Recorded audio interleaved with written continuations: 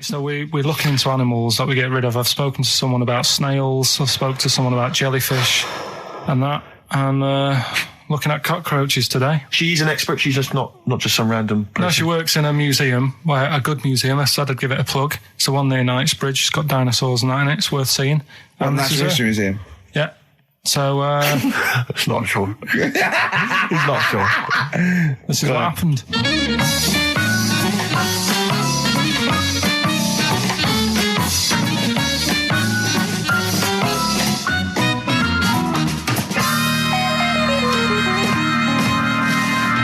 Now, what I'll do, I'll tell you as much as I know, and then you can fill me in if I'm right or wrong.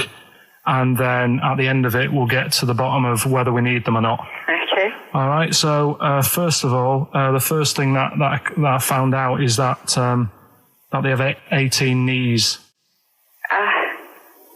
That's not exactly possible. They're insects, so they have 6 legs. Yeah. And a knee is usually the junction between femur and tibia. That's sort of classic human knees and every other animal knee. So with 6 legs, you can only have 6 knees. Could somebody sort of got mistaken for seeing one that was a bit double jointed? I think you're grasping at straws or something. All right. Well, we might have to come back to that one then. Okay. They can hold the breath for 40 minutes. Well, they don't do that because they don't breathe in the same way as us. They breathe through little spiracles, holes down the side of the body. So, no, they're not a very apt simile because the method of breathing is so different. What do you mean? Because insects have a totally different system. They don't have lungs in the way that we do and just breathing through one part of the body. They're actually breathing through every segment of the body all of the time. So even though they've got their mouth shut, they might be able to slide. Their mouth has nothing to do with breathing. So only just feeding. So you see, maybe that's where someone's gone wrong. Someone's got hold of one and sort of taped its mouth up or something and got bored after 40 minutes and said, well, we'll call it right. It's a unkind thing to do to an insect, even to a cockroach. Yeah, but it's all... Can't do that. Yeah, but... No. Pretty unkind thing to do to anything, even a cockroach. Something else I found out. Yeah. They can live for a week without an head. Well, that's true if they don't bleed to death in the process. But the weird thing is, when I told you that they had 18 knees, you seemed a bit sort of like, don't talk ridiculous. But then we're talking about an animal that can live without an head. So there's a little bit of truth in that one, yeah? Yes. Why, when it was invented, has it got that facility? Say if someone said to humans, we could do that with humans, and, you know, if you lose your head in some accident, it gives you a bit of time to sort of go back to your family and maybe write them a note. You won't be able to have a chat, but write them a note saying, it was my own fault, and it was nice knowing you. Well, that would be a useful facility, I agree, but cockroaches are great survivors. I mean, they've been around for over 300 million years. They're one of the most primitive insects. All right. Well, I've also... is it true that they do a lot of resting? Apparently they can sort of rest for 75% of the time. Rest? Yeah, they just sit about doing nothing. It's probably true of a vast proportion of the world's fauna. Well, I mean, maybe the 25% that they are working, they're really giving it some, so it might make up. They're probably searching out food and, they can slow down considerably. You can chill insects in the fridge and they'll become very, very quiet. You might think they're dead. Yeah, but I'm sure, you know, if we were sat in a fridge, you know, we'd go a bit quiet, wouldn't we, you know? Well, you might not know much about it, of course. Yeah, but... Not quite reading the right sources. Well, I've been using the internet. I'm sure there are many useful sources that you could find there, but some of those seem to have been a little misleading to you. So you don't agree with a lot of what I've told you there? No. So cockroaches, can we get rid of them? No. So we're keeping them then? I would say so, yeah.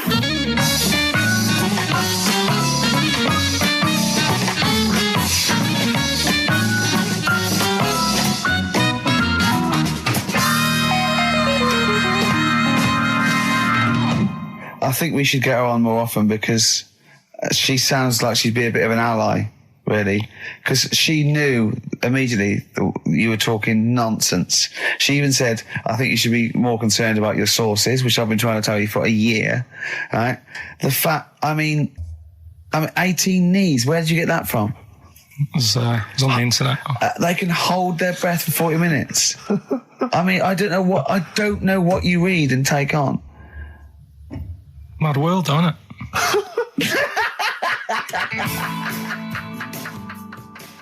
Right. The Cure, obviously, Yeah. that song. Right, Carl's been taking phone calls for these clues. Right, and so everyone's been saying the same thing for the last one. He's been going, no, and I'm worried, I'm always worried. FD, I just overheard him on a call there going, what have I been saying? Oh, no, it's FP. Dickhead.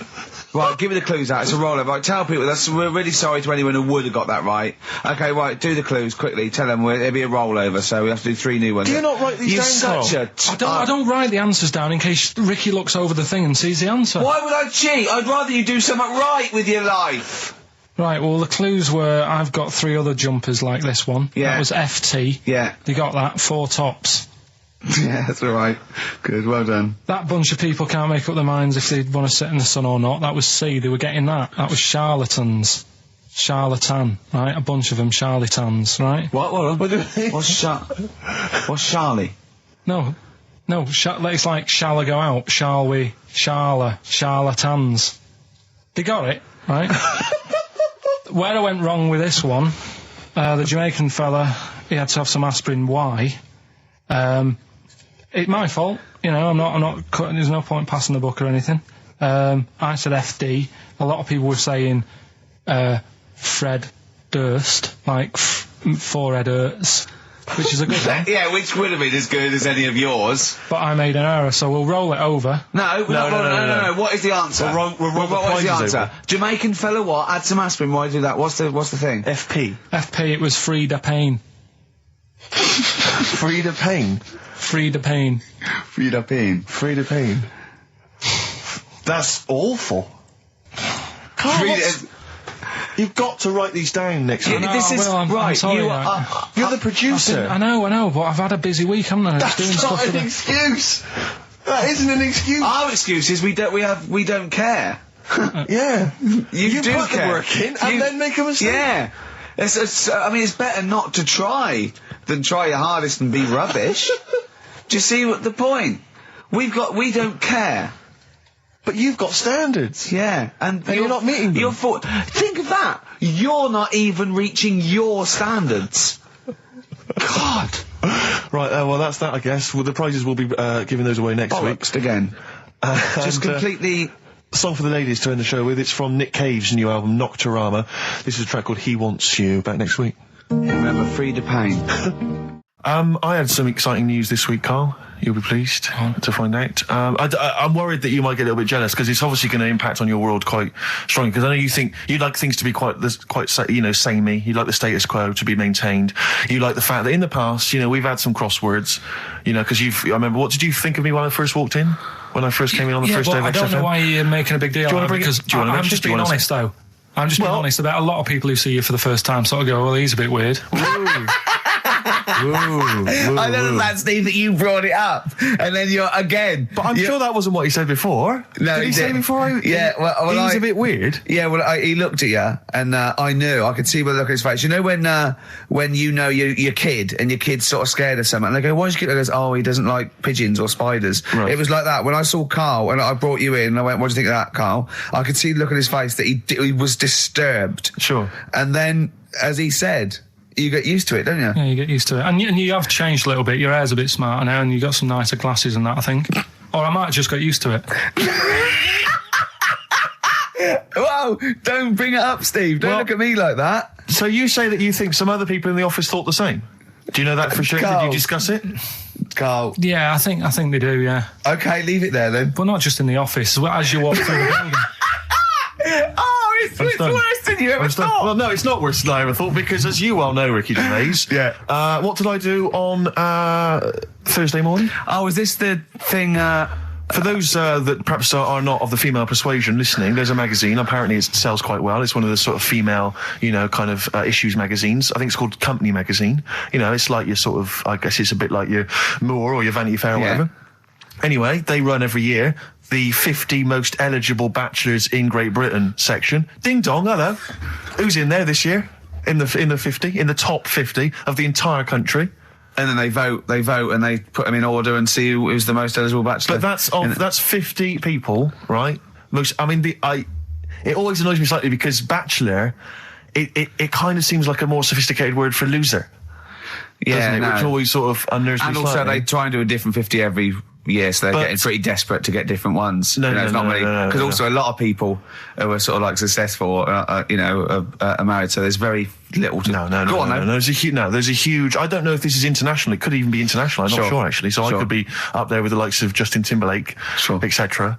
So Fred Durst... Yeah, that sort of person, So anyway, this is what's exciting, right? Although I'm slightly frustrated because they were telling me that last year, all right, because what happens is the readers of the magazine, they vote for who they think is number one most eligible bachelor, right? Last year, the prize was a 2-week trip in the Bahamas. Okay, this year. I'm rather annoyed because all I'm going to win is a moped. That's the prize this year. That's the prize this year, a moped. Whoa, backtrack. What? Sorry? Last year was a 2-week trip to Bahamas, and this year just a moped. All I'm going to get is a moped. All you're going to win is a moped. Yeah, you've got no chance.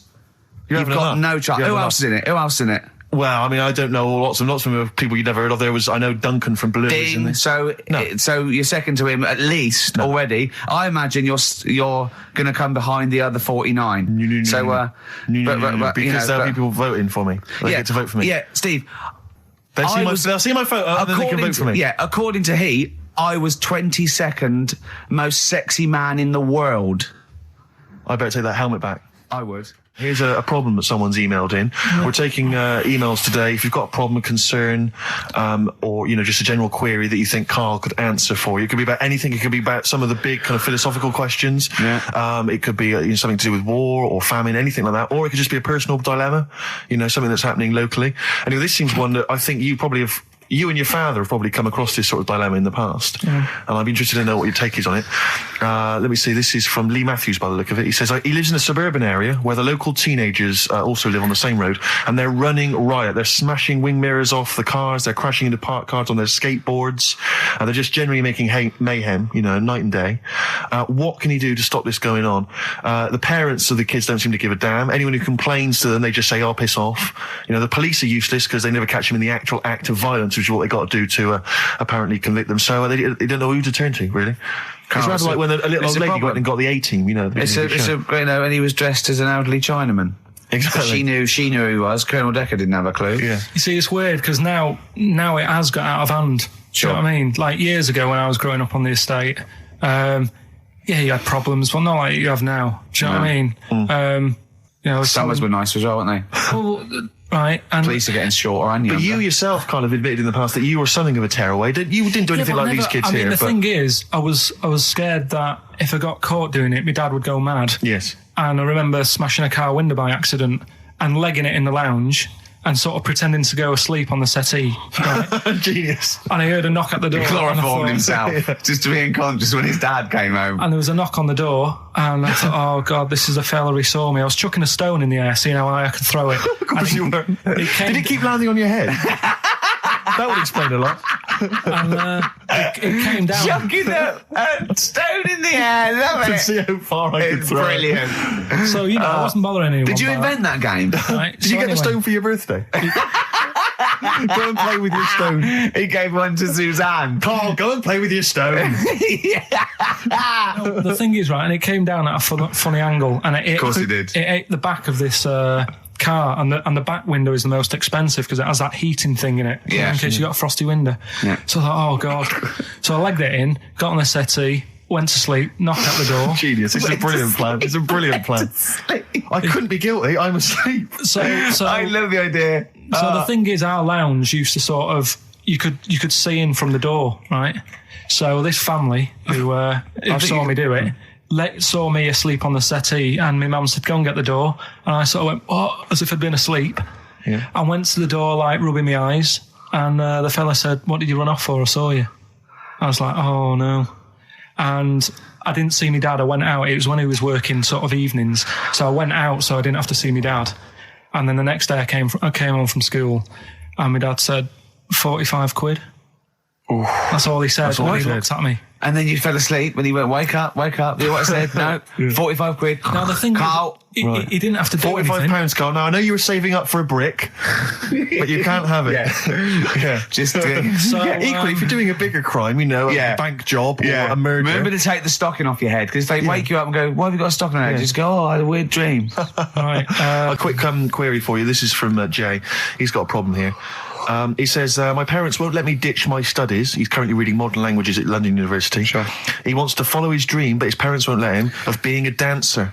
Carl. Worse than that, he says that they're trying to arrange a marriage to a bunch of minging daughters of people they know from good families. He doesn't know what to do, so he's got the arranged marriage coming along, and he's also got, he basically wants to be a dancer. His parents are forcing him into something more practical. Well, the first thing, right, I don't think Live your dreams? The arranged marriage thing is such a bad idea. Okay. Because I think too many people go on looks. Right. And then you soon get bored of that, and you find out the person who you're knocking about with is actually not your type. Right. Why don't you arrange marriages for people? Well, I'm just saying, right, so I'd say, Jay, go along with that. I wouldn't worry about it. Okay. I mean, if they're really ugly, then, don't go along with it. But if they're half bad, put up with it. That's Sure. all right. The dancing. Brilliant. Right. That's that solved. Brilliant. I wanted to be a dancer. After I did the boxing, right, I joined a dancing thing just near Man United's ground, right, called Twiggy's. Went along, I wanted to learn some moves. How old were you? Well, it was when Michael Jackson was, like, pretty big, so about 83, 84, 85, something like that, around there. Wanted to do it. When I went, it was shut, and it had become like a warehouse for toilet rolls. So in a way, I wonder what would have happened. Sorry. How is that an anecdote about you going through dancing? You've told me before you did boxing for a while, you did dancing for a while. You had a true fight in the boxing. You didn't even get in the. That's not an. Imagine if that was a film. This is like a boy's dreams of becoming a dancer. Oh, it's shut. Next on. I mean, how is that a story? Yeah, if that was Billy Elliot, do you think it would have won quite as many awards? Yeah, brilliant. Footloose. All right, I'm fed up. They banned it. Let's go. Oh, it's shut. Flash dance. First, there was. It's a warehouse. Never mind. I'm just saying, you'll find something else. I think I got a go-kart after that. I bought a motorised go-kart and kept myself busy with that. So. There's always other just things. Think, Alan Bennett has to sit down and really sweat over his stories. Yeah. He just opens his mouth. You are a living Alan Bennett character. So that's solved. Well, Jay, don't worry about that. There's no emotional problems I can foresee if you follow that advice. So the advice there is do an arranged marriage. If she's not ugly. minging, she's not completely minging. Yeah. And don't worry about dancing. Get a go-kart. Cheers. Great. Last week when I did Do We Need 'Em, do you know when I called up one of the museums in a science museum? Yeah, are you talking to me? Yeah, I'm just saying, I wanted to tell you before when the song was on, but you're so busy listening to it. Yeah, was I so busy listening to a song I was playing? Yeah, but we're doing a radio show, aren't we? All right, what's your point? Well, I just wanted to say, she emailed in to say I got her name wrong, so I'm just apologising for that. What did you call her? I think I called her Jessica. What was her name? I don't know, I've got it on email somewhere. This is not an apology. No, I'm just saying. You've got it wrong again. You've not even said her real name. How is that an apology? Well, I remember I read the email, so But who are you apologising to? I think her name's Jackie, I think. Oh, you've got it wrong again, haven't you?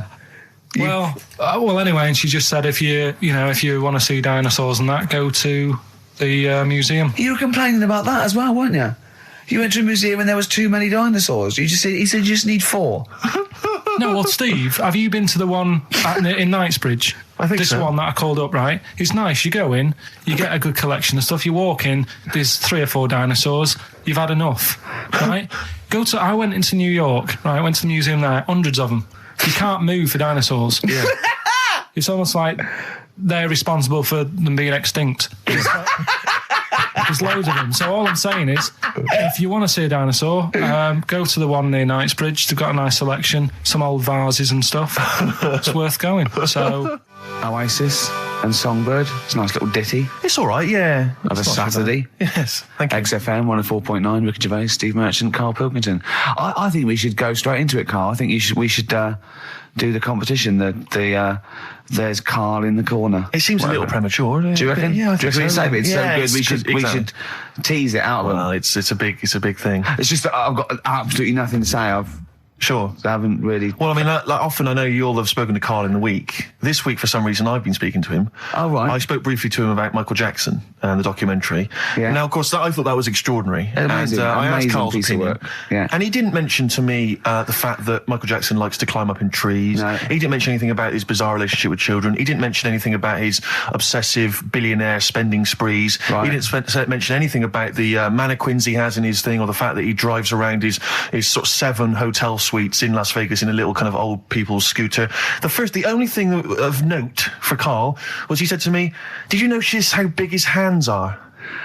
I'll tell you what, though, I did. What? How you look at the man's got like a face that he's had reconstructed. Well, I can't seem to say that. It's libelous. Yeah, but, no, he hasn't. He's got an old he's had two nose face. jobs.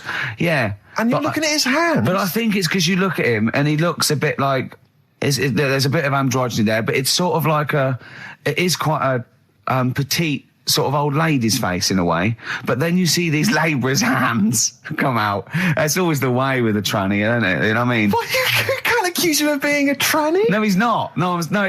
What are you saying? No, I know He's got enough issues. Now you're accusing him of being a tranny. I like him. I thought he came out that brilliant. I thought it was really. I really felt sorry for him. No, I think he cleared up a few things as far as I'm concerned. I thought it was a fascinating piece of work, but I did like the shopping spree. That was great. Extraordinary, because he's just got going such around bad just taste. pointing. I know it was bad taste, wasn't it? It was like one of those bizarre shops. Yeah. You know what I mean? There's anything, sort of a gift shop, but they're trying to make it look like Ming. But if it's sprayed gold. If he'd been living in a trailer park, he'd have been ordering, one of those porcelain dolls dressed like a Harley Davidson bike rider, or an Elvis commemorative plate. It was the kind of billionaire equivalent of that. But the hands were a giveaway. It's the same as those sort of transvestites. It's like you get. What's it about his hands? You know when you get like a cab driver or something, right? And he decides to turn transvestite about 60, and he goes on Kilroy. Do you know what I mean? That way, he got a twin set of pearls, and he goes, "I've never felt so comfortable." But his hands are still big. He's got a little wig, and he's got the lipstick on, and he's with his teenage kids who are going, "Kill me." Do you think he's been having surgery on his hands to make them larger? Bigger, yeah. Is that why he was wearing that glove through most of the Exactly. But I think he wants to be a goalkeeper. Right. And they said, you can't, Michael, you got a big hands. It would help him climb the trees. It's yeah. And he can play tennis now without a racket. Yeah. So what did you make of it, Karl? Were you intrigued? The Michael Jackson thing, it's, it was all right. But, that got a load of attention in the press. But the Trisha programme got nothing. Okay. Which, I know, Steve called me up in the week, right? 10 o'clock in the morning, I was at work. And he goes, I should think so at 10 o'clock. I should think preparing this show. Most people go to work about 8, 9. Are you watching Trisha and that? I said, no, what is it? He goes, oh, you'll be loving it, right? Freaks, was it, Help Me, My Mum's a Freak? Siamese twins. Right. So I couldn't watch it, but he said, it might be on again because they repeat stuff on ITV2. Right. So I had my dinner late, right? Instead of having it at 1 o'clock like I normally do, I had it at 2:30. Yeah. Sat in the office, put the telly on, ITV2. These Siamese twins. Did it blow your mind? It was amazing. We talk about a lot of things on the show quite a lot. The Airy Kids crop up a lot. I was waiting. It's been 10 minutes and you haven't mentioned the Airy Kid. Right, and last week we were talking about Siamese twins, weren't we? So it was weird that this programme was on, but it was amazing. I mean, what I think you can't refer to them as Siamese twins. I think they're known as conjoined twins. Why? I think Siamese is maybe considered derogatory or as an old antiquated phrase. Yeah, I think it's because the first famous ones were actually from Siam. Right. But and that doesn't exist anymore. No, it's conjoined, Karl. Yeah. Get the phrase right. But you'd think that if that's happened to you, that wouldn't be that sort of offensive. The names that you must get called. Right. You think that's the least of your worries? Siamese twins, I'd say, well, that's, yeah. Now, were you stunned by where they were connected? Just live with it, we'd say. Because they were connected, of course, at the forehead. Oh. Sort of, which was quite quite extraordinary. Well, there was one set of Siamese twins. One had a job and the other one didn't. That's ludicrous. Yeah, the other one was unemployed. The other one had a job. She had to go to work. She had to get up at 6 o'clock on her day I'm off. supporting you, literally. Yeah. Then they get done off the social for sort of... Yeah, because the other one was signing on. That wasn't a question that Trisha asked. Annoyingly, because I know that much of the audience was thinking that. There's a few things that didn't crop up. What questions would you have asked of them? Because what things did you feel weren't mentioned? I'd love to just watch Karl watching amazing things. Exactly. Do you know what I mean? It's like early learning thing. Mouth slightly open. Yeah, mouth open at a dribble, looking round to see if anyone else has seen it. You know, I hate that. Like when a cat sees a bird land on the balcony. Exactly. It can't believe it's luck. I'd probably say, how do you buy her like a birthday present? A surprise gift, yeah. Because everything's ruined. Sure. Right? I'd probably ask... Yeah. Well, did you not think it was interesting that one of them had a boyfriend? Well, that was a bit weird, wasn't it? Uh-huh. But what was the other thing that I was thinking when I was watching it? I was thinking if one got into crime and that was sent to prison, right, what would happen? How would you handle that? It's brilliant. It is brilliant. If a chimp could talk. And what was the other one? The other thing was, what did they talk about? Because it's not as if you can say, oh, guess what I did today? Do you know what I mean? Yeah.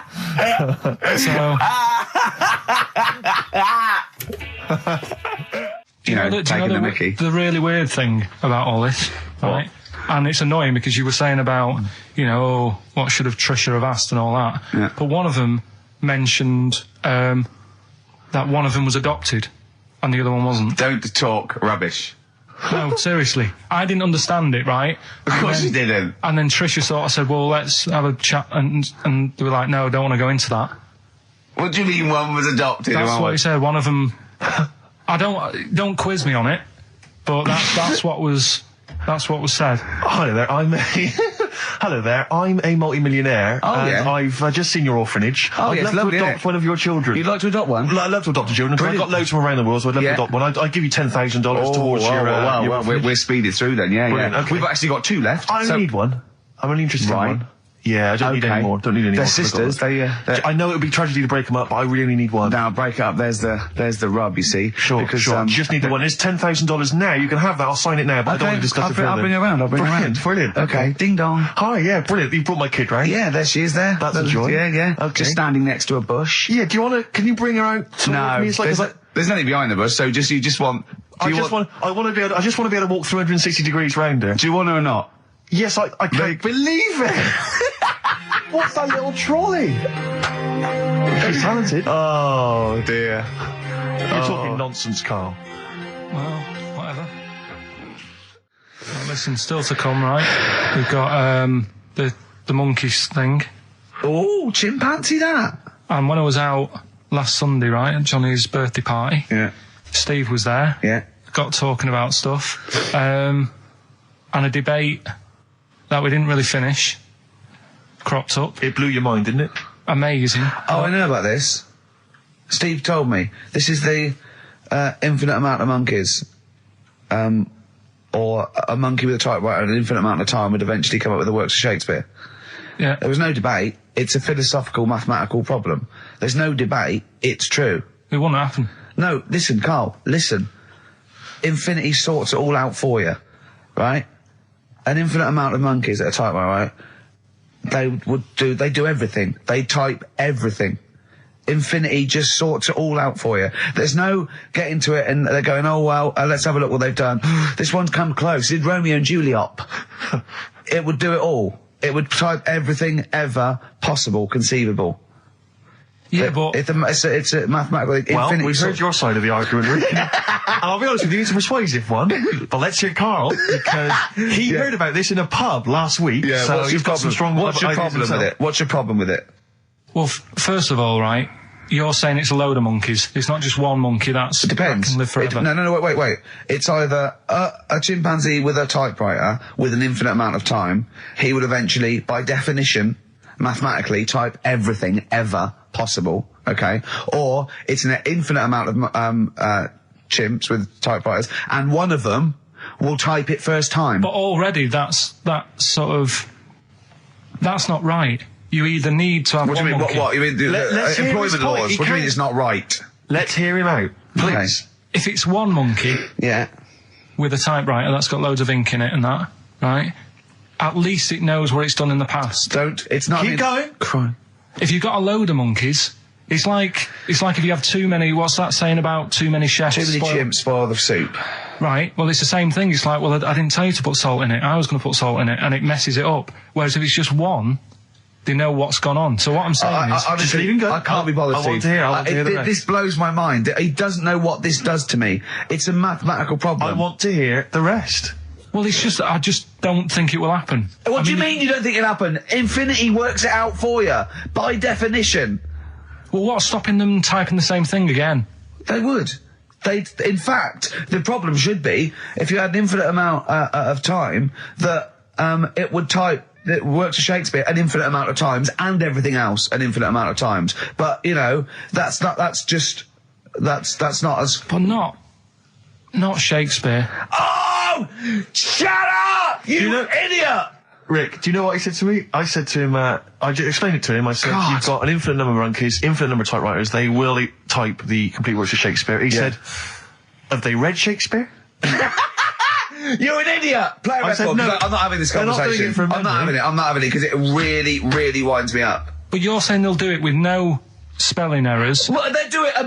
They do it an infinite amount of times, and they do it wrong an infinite amount of times, and they do it and they spell the last full stop wrong an infinite amount of times, and they do it and they get one thing wrong in Hamlet wrong an infinite amount of times. They do everything an infinite amount of times. But are they going off a story that they've... Play a record, Carl, because I'm going to knock you out. I'm just saying, Shut up! do they know the story? Oh, They're monkeys! Oh Christ! No, Right. but- Okay.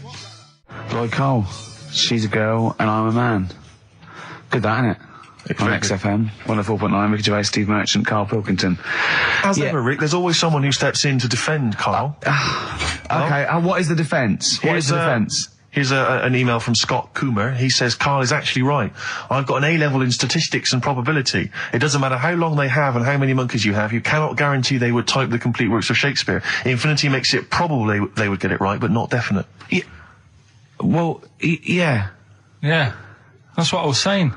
No, you weren't saying, Carl. You don't understand it. Infinity sort of sorts it out. That if they do anything, they nearly do everything, won't they? No, I mean, they'll give it a good shot. Right? No, that's not the point. But the I'd point be is this. surprised if they did one page right. Right, listen. It's not to do with consciousness. It's not to do with them aiming. They are It's- just bashing away it's at the like, keyboard. It's like they're used to show that there isn't consciousness. They chose the chimpanzee because it can type, presumably, hit the keyboard. It's because they hadn't come across you at the time. Yeah. It's to take out thought out of it. It's to take out reason and trying, right? It's just random. They're saying that if you typed enough things, if the computer was left typing everything, if you left it for an infinite amount of time, and they chose Shakespeare because there is meaning behind it, and it's difficult to get it exactly right, to show you that Infinity would come up with it's not just Shakespeare, it's every novel. It's everything. Fairly eloquent there from Gervais. A quick riposte, please, from Karl Pilkington. No, I'm just saying, what I don't understand, if it hasn't read it, then how does it know where it's going? Listen, right, listen, right, Can I just explain to people, right, some people have said, oh, why are you cruel to Karl? He drives me mental with things like that. What do you mean, well? Can I just, let me just, You do my just editing. take a breather for a How do moment. I do your editing? It keeps coming in the week. You know that I work here properly, yeah, in the week, don't I? Yeah, I've got a proper job, yeah? Yeah. Should be 9 to 5, but I normally get in at about 8 o'clock and work A lot till of people about getting 8. 8 o'clock. Working hard, trying to do my job. 3 times this week, I've been rushing around. I walked past my little studio. He's sat in there, all right? Now, because I've got this sort of job, I can get away with it. I said to him, if I was a doctor, would he keep coming to me practice? If you were a doctor, there'd be severe problems with the NHS. Oh, imagine that. The standards would have lowered so much We to go if to you can lunch. arrive at the hospital, you're a We'll doctor. pop in, I'll go to lunch, don't we? We have a little lunch break, don't we? I go, come on, let's go now. He goes, I'm busy. I go, come on, let's go now. He's going, oh, you're doing me head in. Well, when I was talking about the monkey conundrum with Karl, he said to me, right, if I had a day off work, and I was, say, watching the TV, and with one hand I was typing a typewriter, would I type Shakespeare? I mean... Yeah, but you see, there's certain things. We were talking a little bit about this stuff the other week, weren't we, when we said you were going on about Einstein, and I said he's not that good. You know, E equals MC squared. You know, it sounds good, but I've never used it, and that. I've never used it. You haven't used 2 and 2 equals 4, Carl. The fella with an apple fell on his head. You know, it could have been anyone sat under that tree. Do you know what I mean? It's just annoying. Lucky. And Newton gets all the credit for his laws of the universe. Well, other people were working whilst he was having a lunch break under the tree. So in a way, it's like he didn't deserve to have that success story. Again, forget the apple and the tree and whether he was sitting down having a lunch break. It's totally irrelevant. Yeah, but what I'm saying is there's certain things that will just happen. You know, it's like, I think we were talking when we were out eating the other week. We were talking about Noel Gallagher. Well, this is the reason the monkey discussion came up, right? Noel Gallagher... I don't know what to say. I don't know what to say. Rick, I don't want to misquote Noel. I'll be like Herbert Lom in Clouseau. I'm going to get a twitch whenever he opens his mouth. I don't know where to start with some of his statements. Well, as I say, this discussion began because we were talking about a quote that Noel Gallagher supposedly gave. Now, I don't want to misquote Gallagher, but the gist of it was that he said, had I... written Wonderwall or whatever, instead of the Beatles writing Strawberry Fields or whatever, I'd be the one that was considered the great songwriter and it wouldn't be the Beatles. You know, it's just the fact that they came first that meant that they get all the credit as being the greatest band. I don't know where to start with that statement either. I mean, that's Gallagher's thing, and he's, you know, well, whatever. We know what we think of that. What was your point, Carl? You agreed with him, didn't you? Yeah, I reckon. Right? Do you know we've talked about putting a baby in a room before and it'll know what colour it is and stuff? If you got a room that's painted red. Right, but forget that, because that's going to confuse him. Hear him out. Listen to me. Say if they did some new TV show, right? Like, what's that film with Jim Carrey in where The Truman Show. The Truman Show, right? So they make up a little room, and some woman has some kids, and you say, right, let's put the kids in this room, and they don't know what's going on outside. They don't know anything about, like, EastEnders and that. It's like their little world, right? They don't know anything that's gone on. How could a child survive without EastEnders? Right, listen. So he's sat in the room, right? And then when they're all asleep, right? Wait for this bit. Someone have you heard this? Yeah, bit? Wait for this bit. They're all in a room. Yeah. They're asleep. Yeah. Someone pops in, puts a guitar next to the bed, right? Nips off out again. They wake up in the morning, and one of them goes, "What's this?" They don't even know it's a guitar because they've never seen one, right? They're talking English though. Yeah. We just left guitar out of the vocabulary. Right, so... There's plenty more to come. So, one of them will pick it up, and they'll go, I don't know what it is, and they'll start strumming, they'll go, that sounds good, doesn't it? Give them a few weeks, they could come up with Hey Jude. Whereas, typing Shakespeare, a monkey that can't even spell... I see that. Listen, I'll call you can't answer it. I might come with you, Rick, if that's all right. We've got to sort out that Christmas special as well. Yeah, no, sure. All right, I'll see you later. I'm shooting off then as well. Cheers, Carl. Ooh, those boys can rock there. That's the Guns with All Their Roses and Sweet Child of Mine. On XFM 104.9. I enjoyed that. Yeah. That was good. It rocks. I hope the audience was playing it loud like us. Yeah. Ricky Gervais, Steve Merchant, Karl Pilkington. Well, look at him yawning. How rude is that? Carl, what's wrong with you, man? Have you been up late? A little bit. Girlfriend was away, wasn't she, yesterday? Yeah, I always have a problem with that. Because you don't go to bed, do you, early? Do you know what I mean? You sort of think...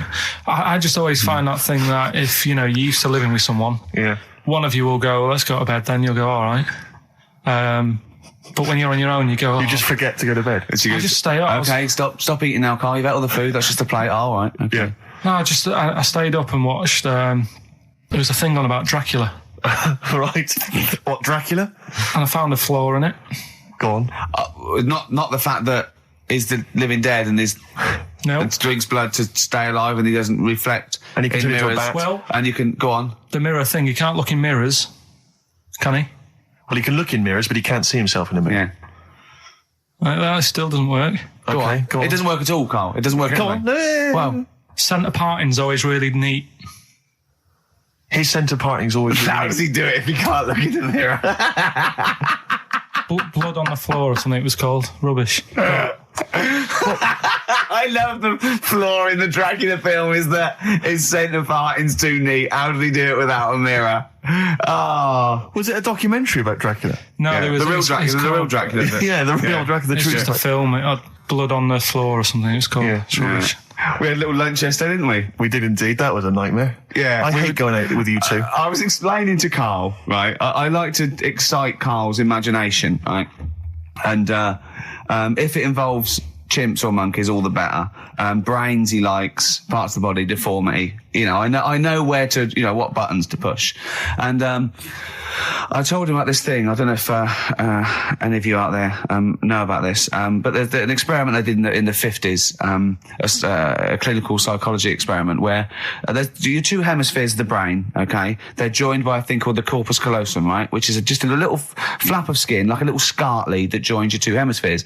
And what they did, they cut that in half, and they thought it was a cure for schizophrenia, but what it turned out to be, or epilepsy, I think, I can't remember, was that your two sides of your brains didn't function together. You couldn't get information. I was telling Karl all this thing, and one of the things I told him was that they did it on a monkey, and it fought itself over a nut. Like its right arm was connected, you know, by its left lobe of the brain, and it was fighting over itself. And Karl went, instead of like thinking this is amazing experiment, he went, would it have been happy if you'd given it two nuts? Yeah, I know. Well, you started off by explaining it, and I remember you mentioned, because I was watching the two of you as you were describing it to me, you said, of course, one side of the brain deals with symbolism, and as you said the word symbolism, I noticed Karl drift away from looking at you, pick up his mobile phone, and start pressing buttons randomly. And I thought it was the word symbolism that got him. And I noticed you took you just a moment longer. And I think the first thing you said was, when did I lose you? Yeah, I knew I'd lost him. It's extraordinary. And he doesn't even try to disguise I said it. nomenclature at one point as well. Right, yeah. And I knew I was dicey with death there. Yeah. But, but I told you tried to look it up, didn't you, on the web? You didn't find anything about it, did you? The spelling of it's, what is it again? What's the word? Corpus callosum. Yeah, so I couldn't do it. No, there's no point. Yeah. Don't bother. Give up. Don't bother. Give up. So if anyone knows any interesting facts about that, But yours hasn't been cut in half, has it, Karl? That would, again, might explain something. I'll tell you what we will be talking about later. I don't know if you're sort of aware of them, Steve. Go on. Bonobos. Oh, I don't know much about bonobos. I told him about he was looking for stuff. I said, put in bonobo. He was having no luck with chimp.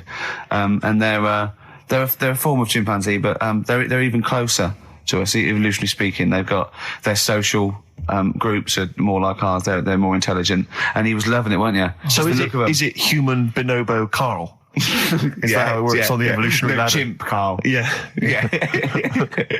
Talking about them. So we're talking about bonobos. You're excited about that? Yeah, That's coming up in Monkey News? No, I think it's a bit of a monkey bonus. Something else we're giving away. The Shining. It's just more throwing away, isn't it? Once again, Is it on video? Once again, it's on VHS. Just because you buy it out of your own money, Karl, stop being so mean. And I want to watch it tonight because it's one of those films that... So you're going to watch this video and then you're going to send it to someone as a prize? Yeah, it's one of them films that... Sorry, what, you just said yes to that without blinking? Oh, yeah. You don't think, like, Les Dennis doesn't have a quick go in the car on Family Fortune before he gives it away? It costs Jim Bowen $5.99. has a go at those his and her towel racks. It costs $5.99, Karl. Okay, this is Karl in the classic The Shining. And what's the question? Well, we might ask that afterwards. Okay, then. Fine. Still trying to write the book then? Yeah? Yes. Good. Funny, someone told me the other day, weird thing about a typewriter, the top row of letters, the longest word you can write is typewriter. I'll just show you. That's weird, isn't it? It's just the typewriter being... You're not in the mood, are you? You're in one of those grouchy moods again, like you get into when you're writing. I'm not being grouchy. I just want to finish my work. Yeah, just being a bit funny, a bit offhand and that. Let me explain something to you. Go on. Whenever you come in here and interrupt me, you're breaking my concentration. You're distracting me. And it will then take me time to get back to where I was. Understand? Yeah, but I just was coming in to try and cheer you up. You know, if you I mean, I'm full of ideas as well. You know, if you're having a problem coming up with stuff, got loads of ideas you could write about. The other day I read about this airy Chinese kid. What do you want me to do about it? No, it's just that it could make a good book. Do you know what I mean? Sort of following round.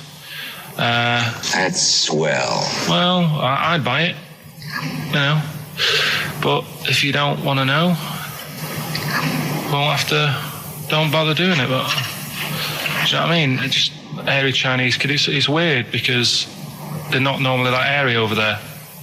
Yeah, this kid caked in it. But if you don't care, I wouldn't touch one hair on his goddamn little head. You won't have to touch any hair on his head. Like I say, he's covered. Leave the head alone if you want. Touch his hands. He's totally covered in it. But I love the little son of a bitch. Well, don't go that far. You haven't met him. But I can sort it out. I'd do anything for him. I don't think he'd expect that much. Just take him to the barbers 3 or 4 times a week. You know, he's a good little kid. In fact, I'll do it. I think I'll write a book on him. Yeah? How do you think you can handle that? Yeah. You're not too busy, are you? Well, yeah, I'm pretty busy. I've got to sort out some monkey facts for the show this Saturday, but I reckon I can still... Why don't you start right now and get out of here? All right. I will. If you're going to be like that. Couldn't borrow a pen, could I? See you later. There you Haunting. go. Haunting stuff there. Karl Pilkington in The Shining. You know, in the film, Jack Nicholson goes crazy because the suggestion is he's maybe possessed by demons that maybe are in the hotel. But, you know, if I was stranded in a desolate hotel, removed from all human contact with Karl, I'd go mental with an axe without being possessed by demons. That's more chilling to me, trying to get some work done and you keep wandering in. I'm trying to get Karl to spend a couple of days in the caravan with me, just for the hell of it. And he won't. I've offered him money, won't I? I think it'd be a great laugh, wouldn't it, Karl? Oh, yeah, great. That would be terrifying. No, I want to film it. I just want to film it. Like a little video diary. There's Karl there, he's just waking up. Well, if I was stranded in that would be like being... I may as well be with Freddy Krueger and Jason Voorhees. That's more scary. The thing is, Ricky doesn't mess you about as much as he messes me about. No, you see, you've given him an inch. You've given him an inch and he's taken a yard. 12:30 you got in today. In 30 minutes between 12:30 and 1. The old bin lid on the head. He wanted to do that again. Yep. Squeezing my head, think he had a go at. And karate chop on the back of the neck. Yeah. All in 30 minutes. Yeah. Who else can say that? I didn't say that. Wait, what were you thinking during the quiz then, when the questions were coming out? What were you thinking of? Well, what it was, right, just before the quiz started, I had to go to the toilet, right, because the rule is, right, people who don't go to it, once it starts, phone's off, no more toilet. They take it dead serious, don't they, right? Yeah. So, I went to the toilet. Now, I'm not being out of order here, it just got me thinking, right? I went to the toilet, the gay fella in there, right? There was a gay fella in there. Gay fella in the toilet. Now, how could you tell? How did you know? Just typical, you know, everything about it, right? Everything about it, right, yeah. Oh. What, large handlebar moustache, leather cap. Butt plugs, amyl nitrate. Could I just say that these views do not reflect the views of the management of XFM or me and Steve. Or most of the people in this country. Go on, Karl. What's your problem? Yeah, but this is what I'm worried about, really. But this is why I only got Danny Minogue right. Right? Because this was floating around my mind. Went to the toilet. Now, go into the toilet. They have like men's cubicle and they have women's cubicle. Yeah. Now, without sounding out of order, is it wrong for me to think gay men should have their own little cubicle? Go in. They should have their own... Well, not cubicle. You mean an actual toilet, I suppose. When I was at the urinal, normally, you know, there's a fella there and then you go, all right. And there's no pressure. But I couldn't go. I was thinking, should I wait? If I go into the toilet, it'll look obvious. Yeah. I had loads of pressure and this was going on. What were you worried about? I'm so sorry. What were you concerned about? Viewers? I'm so sorry. It's like, right, listen, when I was a kid, right, and it's all right for you to go into women's toilets when you're a kid, it's like, oh, it's a bit cute, right? As long as you're not, like, over 15 or something, right? Right. But when I was a kid, I went into a toilet, and women, when they use their little cubicles, they don't shut the door. Some of them just sit down on the toilet, right? And you see everything. And... No, seriously, that's probably one of the first times I saw, like, a woman. Yeah. That, right, and my Auntie Nora when she was staying over. What happened with your Auntie Nora? She was, she's into wearing caftans. Into wearing what? You know, caftans. Oh, yeah. What are caftans? Big, bellowy sort of dresses. Right. And, yeah, I used to sit on the floor at home in front of the telly. Sure. She was on the chair behind. Yeah. She did a bit of a sort of a Sharon Stone scene. Oh, God. Yeah.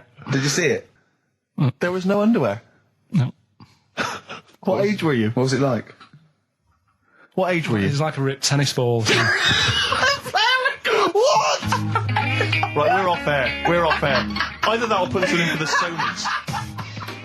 I'm a little bit concerned about your toilet discussion. What exactly is your point again? I was just a bit bemused. You see, it's a tricky one. All I'm saying is, right, there I was at the pub quiz. I go to the toilet, not thinking about anything. I try to go, right, there's a little gay fella next to me. I love this little gay fella. Now, the weird thing is, there's nothing stopping him having a little glance, right, because he's allowed in the fella's toilet. Yeah. Now, I'm not allowed to go into the woman's toilet and have a little look round. Right. So all I'm saying is, should they have another toilet area? What, for gay people? Yeah. And so this would be gay men and lesbians?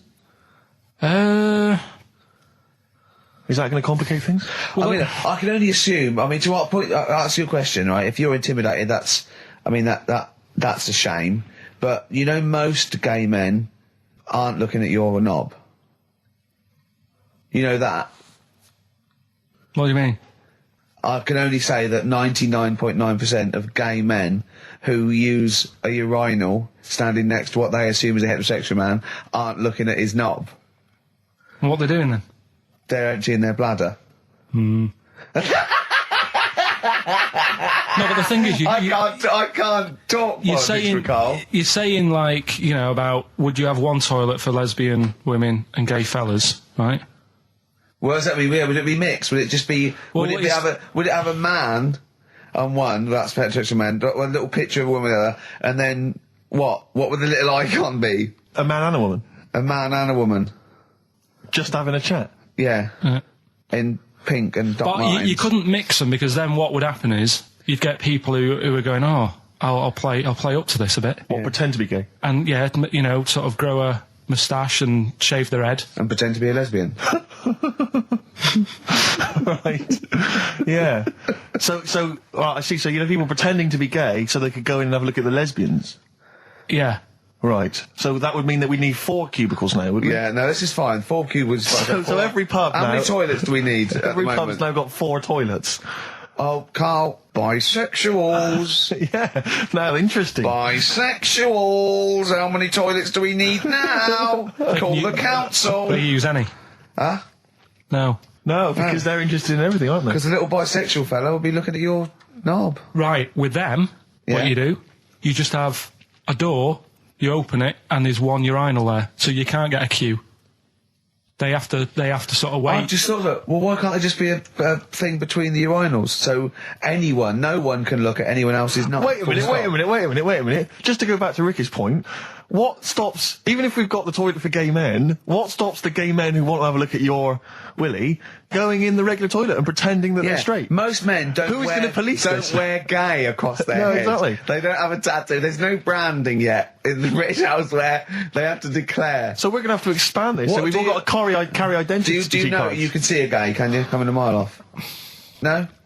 No, I'll just hold it in next time. No. Can you tell gay men? Do you know a gay man? I'd say probably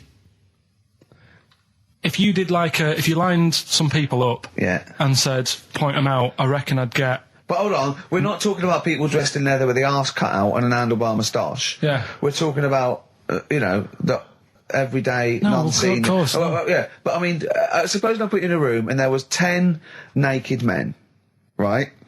Yeah. And there's 5 gay men and 5 hetero. Could you walk along that line looking at those gay... Am I naked No, you don't have to be naked. Why would you have to be to naked? catch them out? Play a record! How would you catch them out? Don't go into it. Don't go into it. Don't go into it. Play a record. Right, there was this. This is what it's like about getting presents and stuff, right? With my mum and dad. Go on. My mate Colin, right? Colin Bacon? No, Colin Bailey. Oh, right? yeah. He had a little Sinclair Spectrum, right? Computer, which was like the thing to have at that time, right? Yeah. You used to always go round to his house. The deal was not the one you had to play through the window because you weren't allowed. No, that's another lad. Oh, right? yeah. This is a different lad, and the deal was he came to our house, and my mum gave him a pie.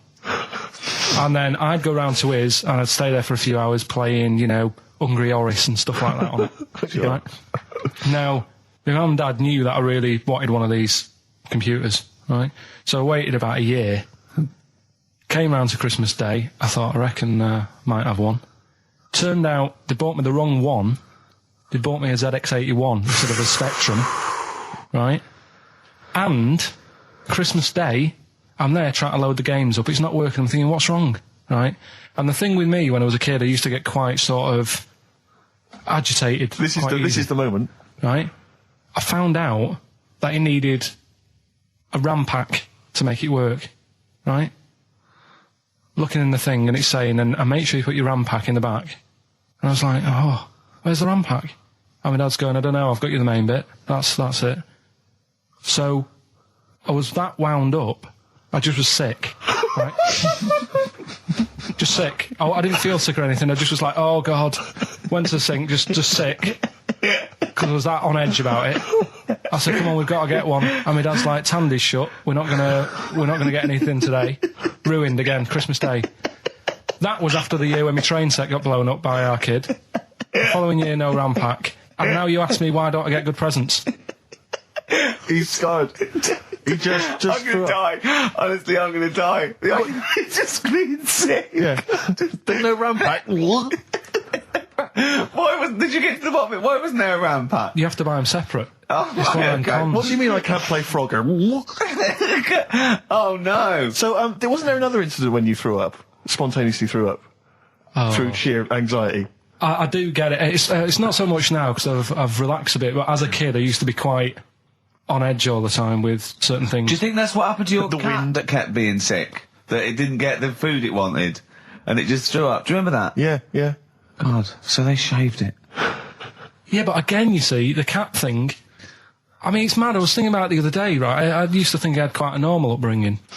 You didn't. Right? And someone was talking Your about the mother cat. once told you not to go to school because it was windy, Carl. It was not a normal upbringing. The cat was being sick, so she shaved it, so it was easier to clean. Right, well, my mum and dad went on holiday, right? And I stayed at the Rosses down the road. Oh, yeah.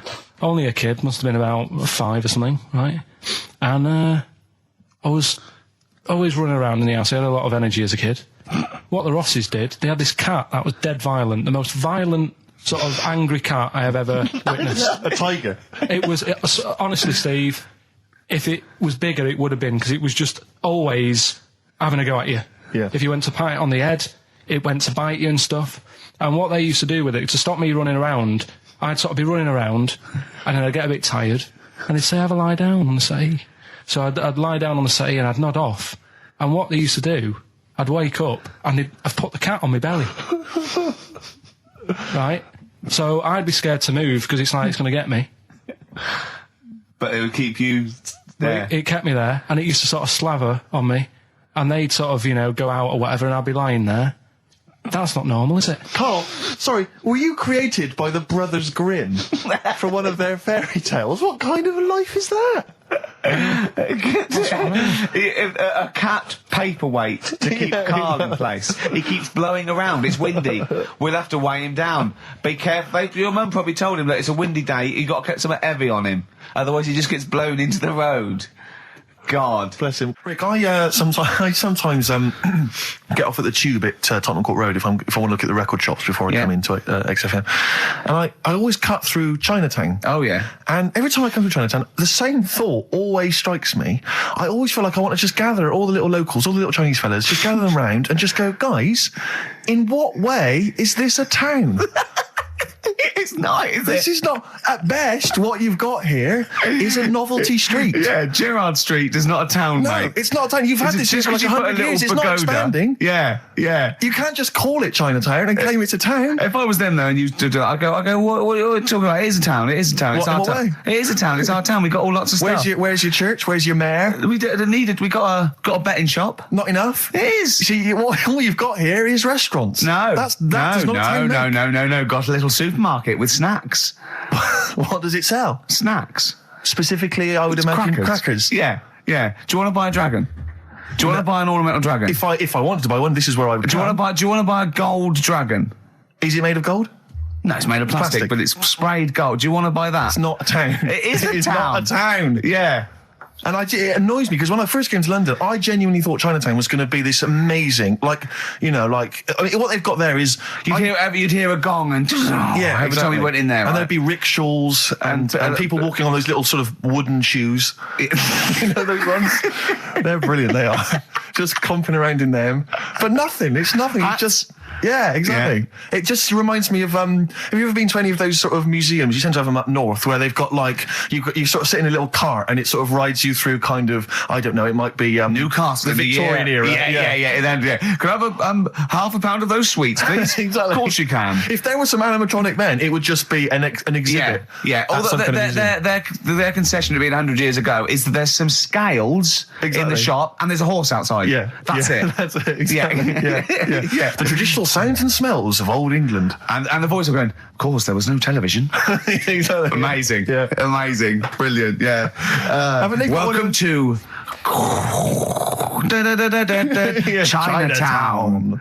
Ding, ding, ding, ding, ding, ding, ding. So it's not, it's a good point. Is that a piece of traditional music? Ding, ding, ding, ding, ding. Yeah. Is that some traditional Chinese music, or is that music that someone in this country wrote, thinking it sounded like Chinese music? I think it was the Vapors, wasn't it? Oh, is that what it is? That? Because it sounds so, that's the music, isn't it? But are you sure they didn't take that from some other source? It's that pentatonic scale, isn't it? What is it called? It's the black notes on the piano. Right, that's the one I can play along with EastEnders.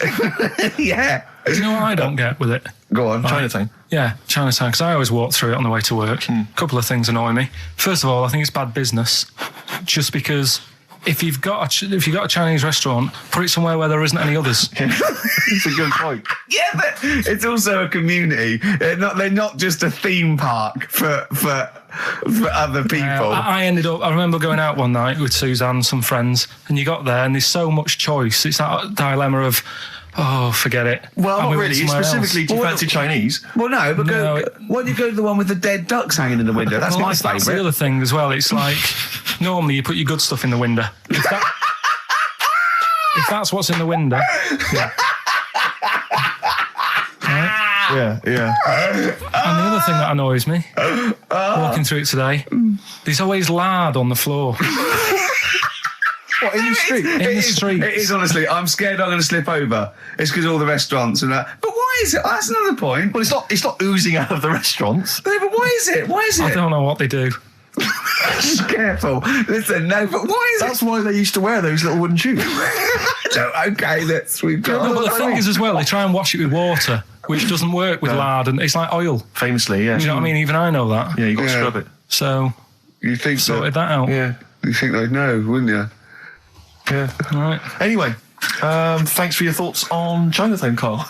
I'm Ricky Gervais, with me Steve Merchant, Karl Pilkington, pressing the little buttons there. XFM 104.9. What's that little Well, I think I do more than press the buttons. Right, see, this is it, right? Karl has had a little strop on since last night, okay? And it's... He's had a little strop on? Yeah. You said strop on. I just wanted to clarify.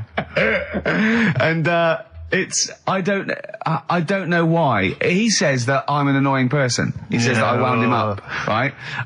Which I don't know. He says that you're winding up because you're sort of like negative about everything. Negative? Yeah. And, but what I think it is because we pointed out that his lateness is unacceptable. Yeah. He said, meet you at 6. He turned up at 20 past. He said, well, someone stopped me in the corridor. I don't care. I've got stuff to do. We had stuff to do. I think we're a bit busier than you, Karl. You've got one job. We've got loads of jobs. I keep telling you that. You've got one job in a little room, a 9 to 5 there, that you don't even get done in 9 to 5. That's why you're late and mucking around all the time. There's loads of work to do. Yeah, one job. No, cool. it's not. It's one job with a lot of other jobs in it. It's like those little Russian dolls you get, right? Well, it's not, is Have a it? go. Yeah, it is. Yeah. Everyone thinks, oh, he only sits in his studio messing about, making songs a phrase. That's what I do in my free time. Which we've got coming up later. Super slick. I still think 20 minutes late is an outrage. Though, Yeah, Carl. 20 minutes late is... Yeah, but I didn't say bang on 6. I You said said around 6. 6. No, you didn't. You said 6, which means 6. Well, it doesn't.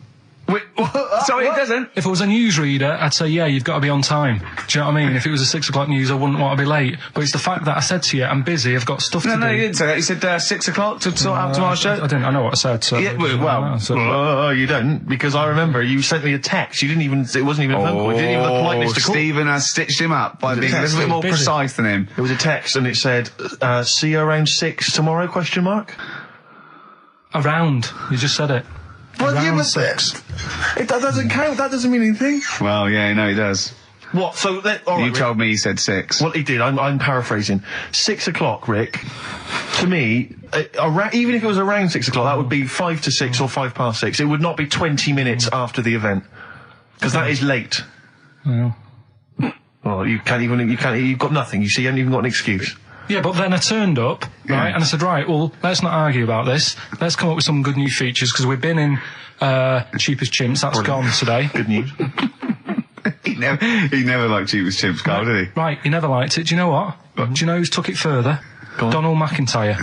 What? He's doing a programme, Cheap as Chimps. No, he's not. doing The channel. Well, we'll see. Again, I'll prove you right. Again, He's Prove you wrong. not. He's not doing a program Cheap as Chimps, is Yes. he? He's not. What do you mean? He's doing. I saw a trail on Channel 5, and it was saying, you know, Is he's it done 5 this. or is it about 20 past 5? He's doing this. He's done that. You know, now see him on Channel 5 because he's moved to Channel 5. Right. It's saying first big problem, chimps. You know, the deer and that. And No, they're not dear. He's getting confused. no, 50 odd grand for a chimp. And it's saying, you know, he'll look into how much you can get gorilla for. What are in the name of God are you talking about? We'll talk about that later. But I don't know. What, I'm just saying that's another idea. and then that so go on. You got off. This is why you never get stuff done, and you're Yeah. late. You got off the point. You were talking about arriving late. Yeah, I know, but I'm just saying to you now. I turned up late, so I said, right, well, let's not argue. Yeah. I said, let's do some stuff. Yeah. You weren't having any of it. I think at one point you were trying to be sick on my leg. I do remember that. Yeah. Why? Just for fun. Yeah. All right. That's when I started getting annoyed. He was very annoyed last night. No, yeah, okay. Yeah, I can see where that could be annoying, but you just got to think, hey, look, so what? It's, you know. Well, I think you rub each other up the wrong way. Yeah. That's the problem. no more Cheap as Chimps today. Right. Nothing to replace it because we didn't have a chat. Songs of phrase, we're doing that. You can win some stuff. Yeah, we've got the film that we haven't done for the last 2 weeks. The final film, we won't be doing Let that. him down. There's 2 weeks. So you're 2 weeks late on that. Yeah, Can I just ask, guys, is there going to be some great music? Yeah, well, What I've got about some- something from the only ones? yeah. The classic, Another planet. Brilliant. Yeah, but it's all the time. It's not just, I mean, you haven't done that with me, taking your clothes off and that yet. But, like, last night we were sat in the pub and I was saying, right, you know, let's not even worry about new features then. Let's get the current ones, you know, going. Like Getting what? Good. Like, the one I was trying to work out, the Cheeky Freak of the Week. Think of that! Yeah, but I was Think of saying... that, though, as a normal conversation. Yeah, but I'd looked online, right? I didn't find that much. I found, actually, I'll tell you what I found later. Brilliant. We're looking for them, right? And then at one point, I think you said to me, go and, you know, what about the Guinness Book of Records? Yeah, you know, they'll have, like, the best freak in the world or whatever. Yeah, ever. So I said, yeah, bring one in. Now, you've got one at home. Yeah, I've got a But you couple. couldn't be bothered carrying that in today, so I had to go out of the pub that I was at, Yeah. nip into Borders, Yeah. buy a Guinness Book of Records, Yeah. out of my own money, $18.99, Yeah. bring it back, and then you said, I don't know if I want to do this feature. So it cost me 20 quid for that. I had to buy a video for Silence of the Lambs film clip. I'm actually out of pocket at the end of this. But do you want to work with me is the thing. If you want to work with... people would pay that sort of money to work with me, Carl. You're a lucky bloke. Think how many people think, Carl, he gets to drink and sit. Yeah. Well, you making a cup of tea and I surprised, didn't I? Little surprises. You know, last night, Do you know when I left the pub in a bit of a mood because I was just fed up with not getting anything done? Yeah. Walking down the road, I was thinking, how can I get out of this? How can I stop having to work with them? I'm thinking, I wonder if I leave, I wonder if they'll be funny and they'll go, and then my boss will be giving me stick. I'm thinking, how much notice have I got to give out? And all this is going through my mind. I'm walking home and I got in, said to Suzanne, I'm sick of it. She's going, you need to do it when I get a new kitchen. And I was like, yeah, but how big does the kitchen need to be? I was saying, do we need a big kitchen? Can we get a small one? Have we got enough for a small kitchen? Do we need so many cupboards? Can we just have wood instead of steel? All this, trying to get out of doing this. Yeah. It's always I always feel like, because I like to think that I'm not perhaps as bad as him. Yeah, You annoy me in different ways. Like what? How does he annoy you? Well, stuff that, I come up with ideas, say Cheap as Chimps. Yeah. Rockbusters springs to mind. Yeah. 15 like Taiwan. 15 Taiwan. Let's just remind people what 15 Taiwan was. It was a little feature that I wanted to give a run, give it a little run, see if people like it. The premise being? No, there's no premise, it's just a title. No, we were going to get 15 sort of ornaments, you'd explain them, and then people would call up and say, that one's from Taiwan. See, Carl, you just explained why I didn't think that was a good idea. Yeah, by explaining the good... No, the funny thing is, Steve, right, I was walking down Regent Street on Monday, walked past one of these big stores, right, and they've got all famous quotes on the windows, right, and one of them was something like, an absurd idea is often a great idea. Yeah. Do you know who said that? Go on. Einstein. Yes. Which made me wonder, if you were his mate, would he ever have done E=mc²? Or would you have said, don't bother with that, it's not going to work? Because that's all you seem to do. Everything I come up with, you put down. Yeah. Well, that's one thing. He's negative, right? I don't know why. I don't know why he is. What else? He messes me about. I get him concert tickets for stuff, and you say, I didn't bother going. Yeah. That is annoying. You come in, with, 5 minutes to go with tracks that need editing. Yeah. The little bag, that bag that was free. Yeah, you got a free bag today, an XFM little rucksack thing. Yeah. You were like, oh, what's this? What's this rubbish? Yeah. Ricky said, I'll have it. They're great. He said, no, I want it. Yeah. Well, it was free. I needed it. I'll give that as a gift or something. So, I mean, I think on reflection, Steve is probably a little bit more annoying than me. I won't go that far. You are annoying. If I had to go away for a week somewhere, if it was a quiet place... Well, you are again, aren't you? That's 2 holidays you had this year, I mean. If it was a busy place, I'd probably go with you, because people, do you know what I mean, staring at me all the time and that if I'm walking around with Steve. No, I'm just... Can I draw up a list of reasons I don't like you, Carl? Just being honest. What? I'll tell you, because the list of reasons I don't like you is incredibly long and getting longer. Just saying. Do you want another slap? Eminem, Sing for the Moment, on XFM 104.9. I'm Ricky Gervais. With me, Steve Merchant, with 5 little hamburgers. Got 5 burgers here, yep. And so I don't know, how should we begin, Carl? Do you want to just look at the size of these burgers? Look, they can see it on webcam, can't they? They can see us stuffing these burgers into your mouth. And by the way, I'm filming this, Steve. Look, brilliant. Look, I've got a little camcorder. We'll put this on unseen footage on a DVD or something. Or maybe on the website. Oh, Carl, what if you break the record? Okay, Carl, I'm coming round now to just monitor this and adjudicate. What's the web? If you want to see this on the webcam, what is it? XFM.co.uk. Right, okay. Hold on. Can I, Steve, I'm not being that? funny. I'm not being funny, right? But I think I have got like a bit of a wheat thing. You've got a bit of a what? A wheat allergy thing. Don't give me that. No, seriously, my head's... I've been eating a lot of shredded wheat recently. And my head's got a bit bigger. Carl, I don't think you can let us down now, mate. So you just got to put that... No, I can't put that like that in my mouth on its... I've got to break it up. I've got to break it up. You can't break it up. Can't break it up. It doesn't say you can on the rule thing. It does. It doesn't. I can't look. I physically can't. Try it. I can't look. I'd have to be Jay Goody to be able to do that. Seriously, look. Try it. Yeah, I know, but you're not approaching it right. That's it. Come on. That's all. Oh, God, he's not going to do one. Keep going. That's good work. Keep going. How does he get three in? Keep pushing. Ease it Keep in. pushing. Ease it Keep in. pushing. Get one in at least. Ease it. Get one in at least. Get one in. Ease it in. Get one in. Push it. That's one. Let's go for another one. I reckon you've got to rip it up a bit. Okay, do that then. See how many you can get in. You've got to get in 2. No, just one. No. Well, it's three. Pack it in. What do you do? Pack your cheeks first. Honestly, Steve, my head is swelling a bit because I have got a wheat allergy. That'd be good. There'd be more room.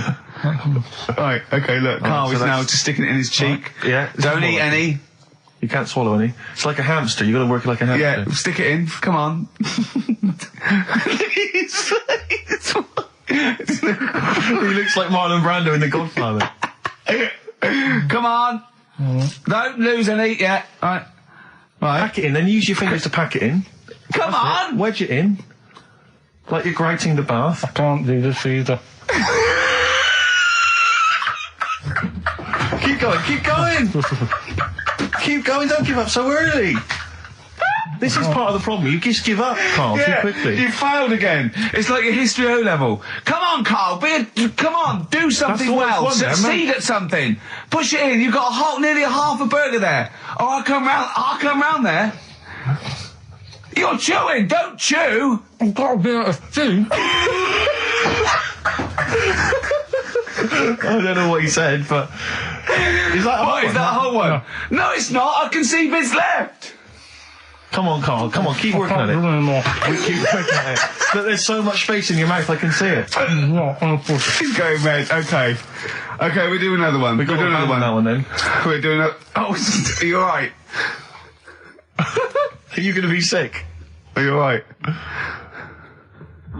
Alright. Oh God, should we play a record? He's making my eyes water now. I'll find a different one for you. Find a different one for you. Most grapes eaten in 3 minutes. I'll go. Do you want to do that? Grapes are easy, aren't they? That's easy. Great. Come on, grapes are easy. You've got to have a handful of grapes and you've got to press song 2 by Blur. When we come back, you'll be stuffing your face. Hold on.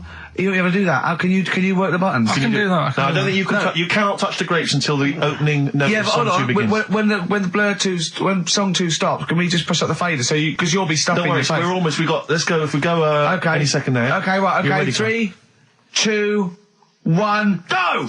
And he's off. Good work from Karl there. He's approaching it cautiously to begin with. Cautiously. And he's keeping it. Let's just, he's keeping people. Come on, don't make him laugh. He's choking. He's choking. Oh, Karl, quick! Keep going, Karl. Come on! What happened? Did you just throw up? No! Don't make him laugh! Oh, come on! We can make wine. Come on, Karl. You're doing so well, Karl. mate. I want to go. Come on. Only. Why are you making him laugh? That was a world record attempt. Come on. He's over. Keep going. Come on. You got 25 seconds. Come on. Oh, I think that was a shame actually because you were doing well, but something went wrong. I know, and I think those are bigger grapes than the ones I've seen before. They're quite big grapes. Look at his face, he looks so despondent. Come on, Karl, 8 seconds. Just a few more. 5. Come on, what's the matter? 2, 1. It's all over, Karl. It's all over. Better count how many you did. You can get good at this. We can get good at this over the weeks. I think that was a fairly pitiful attempt, actually. I really thought you had It's interesting, actually. These are harder records than you might think. Yeah, I know. 6, 8, 10. How do you feel after that record-breaking attempt? Not happy with that. What are you not happy about? The fella who did it, was he in hospital and just had loads of grapes? I was bored. I'm sure he wasn't producing a radio programme, that's for sure. Well, to be fair, neither are you. What was tricky about it? What did you find hard? I think having Ricky standing over me, sort of shouting, "Go on!" isn't normal. No. But so that wasn't... He hasn't eaten any! Hold on, that's 50 left. That's quite a poor attempt then, by the seam of it. Would you think about trying to maybe do that again in a couple of weeks? Would you do some practice and try that again? No, leave it for the experts. And I noticed a tricky point. Maybe sort of when you had about 50 seconds to go, you seemed to be spewing things into the bin. What was that? Again, mainly Ricky standing over me. 88. He's got 88 left. Okay, so what's the mental arithmetic there? Because we put how many in? It was 150 in the thing, wasn't it? What did I say? What did I say I had left? Well, I'm not doing it again. 88. So He had 88 left. So 62. God, you're only at 62. What's the matter with you, Carl? There's people start you at 62. That is rubbish. That's disappointment. let's leave that. You failed on 2 world record attempts there. 62, and the record's that is rubbish. What were you doing? Oh, yeah, but like I said, I've got a small throat. I can't drink a drink quick. Ever since the Mr. Freeze Pops when I was 6, that I nearly choked on, I nearly died on, I can't go back. It'd be like asking, I don't know, someone who got run over to play Frogger or something. What's Frogger? What, you mean A real life computer game. Well, just a computer game brings back memories, doesn't it? And I can't do that. What's Frogger? Does Frogger get run over? Yeah. It's a little frog that has to run across a busy road. Do you know who he reminded me of? Apart from Hamburglar and Zippy and all that. When he was mentioning those grapes, because of the shape of his head, it looked like a game of Pac-Man. Yeah. As he was getting to him, it looked like... We should have had that music. It looked just like it. Oh, God. Do you remember there was a board game version of Pac-Man? Was there? I mean, the only thing that Pac-Man had was the fact that it was on a computer and it was a little face eating things. But imagine that as a board game. But there's board games of, like, things that you don't need board games for. Yeah. It's like there's board games of charades. Do you know what? You don't need that. It's like parlour games. Board games of let's watch the telly. Yeah. Let's play sit around. And it's all like 1999. You don't need it. New from Mattel, a stick. Simply run along, clanking it against a fence or a metal grate. It's fence stick. In a picture of it, like, oh, Nan, that's my stick. I'll tell you That's what. my fence stick. Do you know I saw in a shop recently the board game of Cold Feet, the TV show. That is a winner. You are John Thompson. Yeah. Go back. Yeah. It's a good game. Drink 8 pints. Go on. Songs of phrase. Songs of phrase, nicely done. Right, we'll get this going. How do you feel, Carl? Yeah, all Again, right, all disappointment. right. Disappointment probably to your family and friends. Well, I don't think they'll be that gutted, to be honest. Right, songs of phrase. Well, Carl, why don't we beg him to come up with songs of phrase? Because it's a big tease. People love that. Yeah. It's one of the hot new We've got quizzes. one more thing for you to eat. No, I'm not doing any more of that. Seriously. Play a song? Right, songs of phrase next. Right. That was rubbish, that half hour. Rubbish. Kings of Leon, California Waiting on XFM 104.9. Do you know what, Steve? We get emails and, we got our posters up around this show and people enjoy it. But I don't think we get the credit we deserve for picking the music. It's true. Because we're totally unplaylisted, and I don't know if people know about this, that mine and Steve's sort of first passion before comedy is probably music. We're really, we love playing each other sort of records and that. And maybe when we come back, we should do a show where there is no pressure to, like Karl doesn't press the buttons for us, pre-record it, where we just swap each other's sort of ideas for music. It'd be like the Ricky Gervais compilation tape. Well, sort of like, we're not talking John Peel, where we try and find obscure Belgian jungle and do demos. It'd be everything from, Kings of Leon, Lou Reed, maybe a bit of 80s stuff that people have forgotten about. Beautiful songs. What do you think? I'd love to do that, Rick. I mean, genuinely, there's nothing more exciting to me than introducing to someone a song which they then go on and they love and they listen. Maybe they buy the album. But that's something to think about, maybe for later. Yeah. Well, it's like you say, the pressure to kind of come up with some, high caliber chat between each record. It takes the toll. But and that's it's a passion of ours, and we'd love to. But now it's Rockbusters. Bad Time from the Jayhawks on XFM 104.9. Steve Merchant, Ricky Gervais, Karl. We're having a good time. We are indeed. All right, Karl, what you got lined up for us now? Right, well, you got a choice. Nearly dead. You can have a bit of educating. Yeah, let's have educating. Come on. Educating Ricky. Actually, can we just clarify what this is? I think a lot of new listeners perhaps aren't familiar with this. It's when Karl looks on the internet and finds a weird story about the double knob fun, and tells me about it, and it's usually not true. Okay. If it is true, I know it already. Go on then, Karl.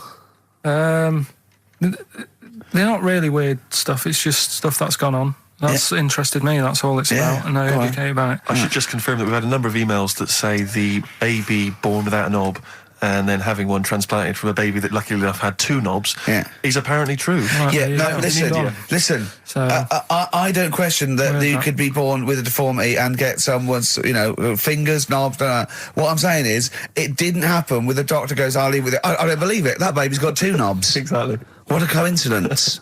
I bet that little bit of information isn't in there, is it? Sure. That he went out the door, I'm going to get a coffee, came back, bloody hell, hold on, no, there's an extra knob, I found an extra knob.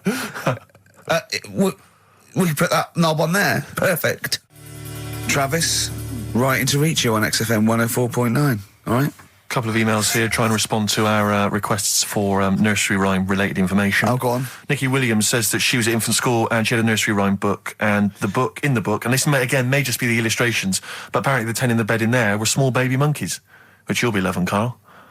But again, I suspect that might just be the illustration that accompanied the... I remember I had a book of nursery rhymes when I was little, and my brother, he was older than me, and I was about 5, so he was about 16. And I remember him and his mate just absolutely cracking up because it said, up Jack got and home did trot as fast as he could caper. He went to bed and bandaged his knob, N-O-B, with vinegar and brown paper. I've since found out that knob is like the old English for head, but I didn't know why they were laughing. Of course. They were just cracking up. This was, whenever one of my mates' brothers came around, he said, where's your nursery rhyme book? And he'd read it to him. Yeah. And it was just the funniest thing in the world. The brown paper and vinegar was a popular method, because didn't Jack and Jill use that? They used something similar. No, that was Jack and Jill. That was Jack and Jill. Yeah, that's Jack when he broke his crown, which obviously, that means his head as well, doesn't it? Yeah. So he's fractured his skull on a sort of like an outcrop of rock. Yeah.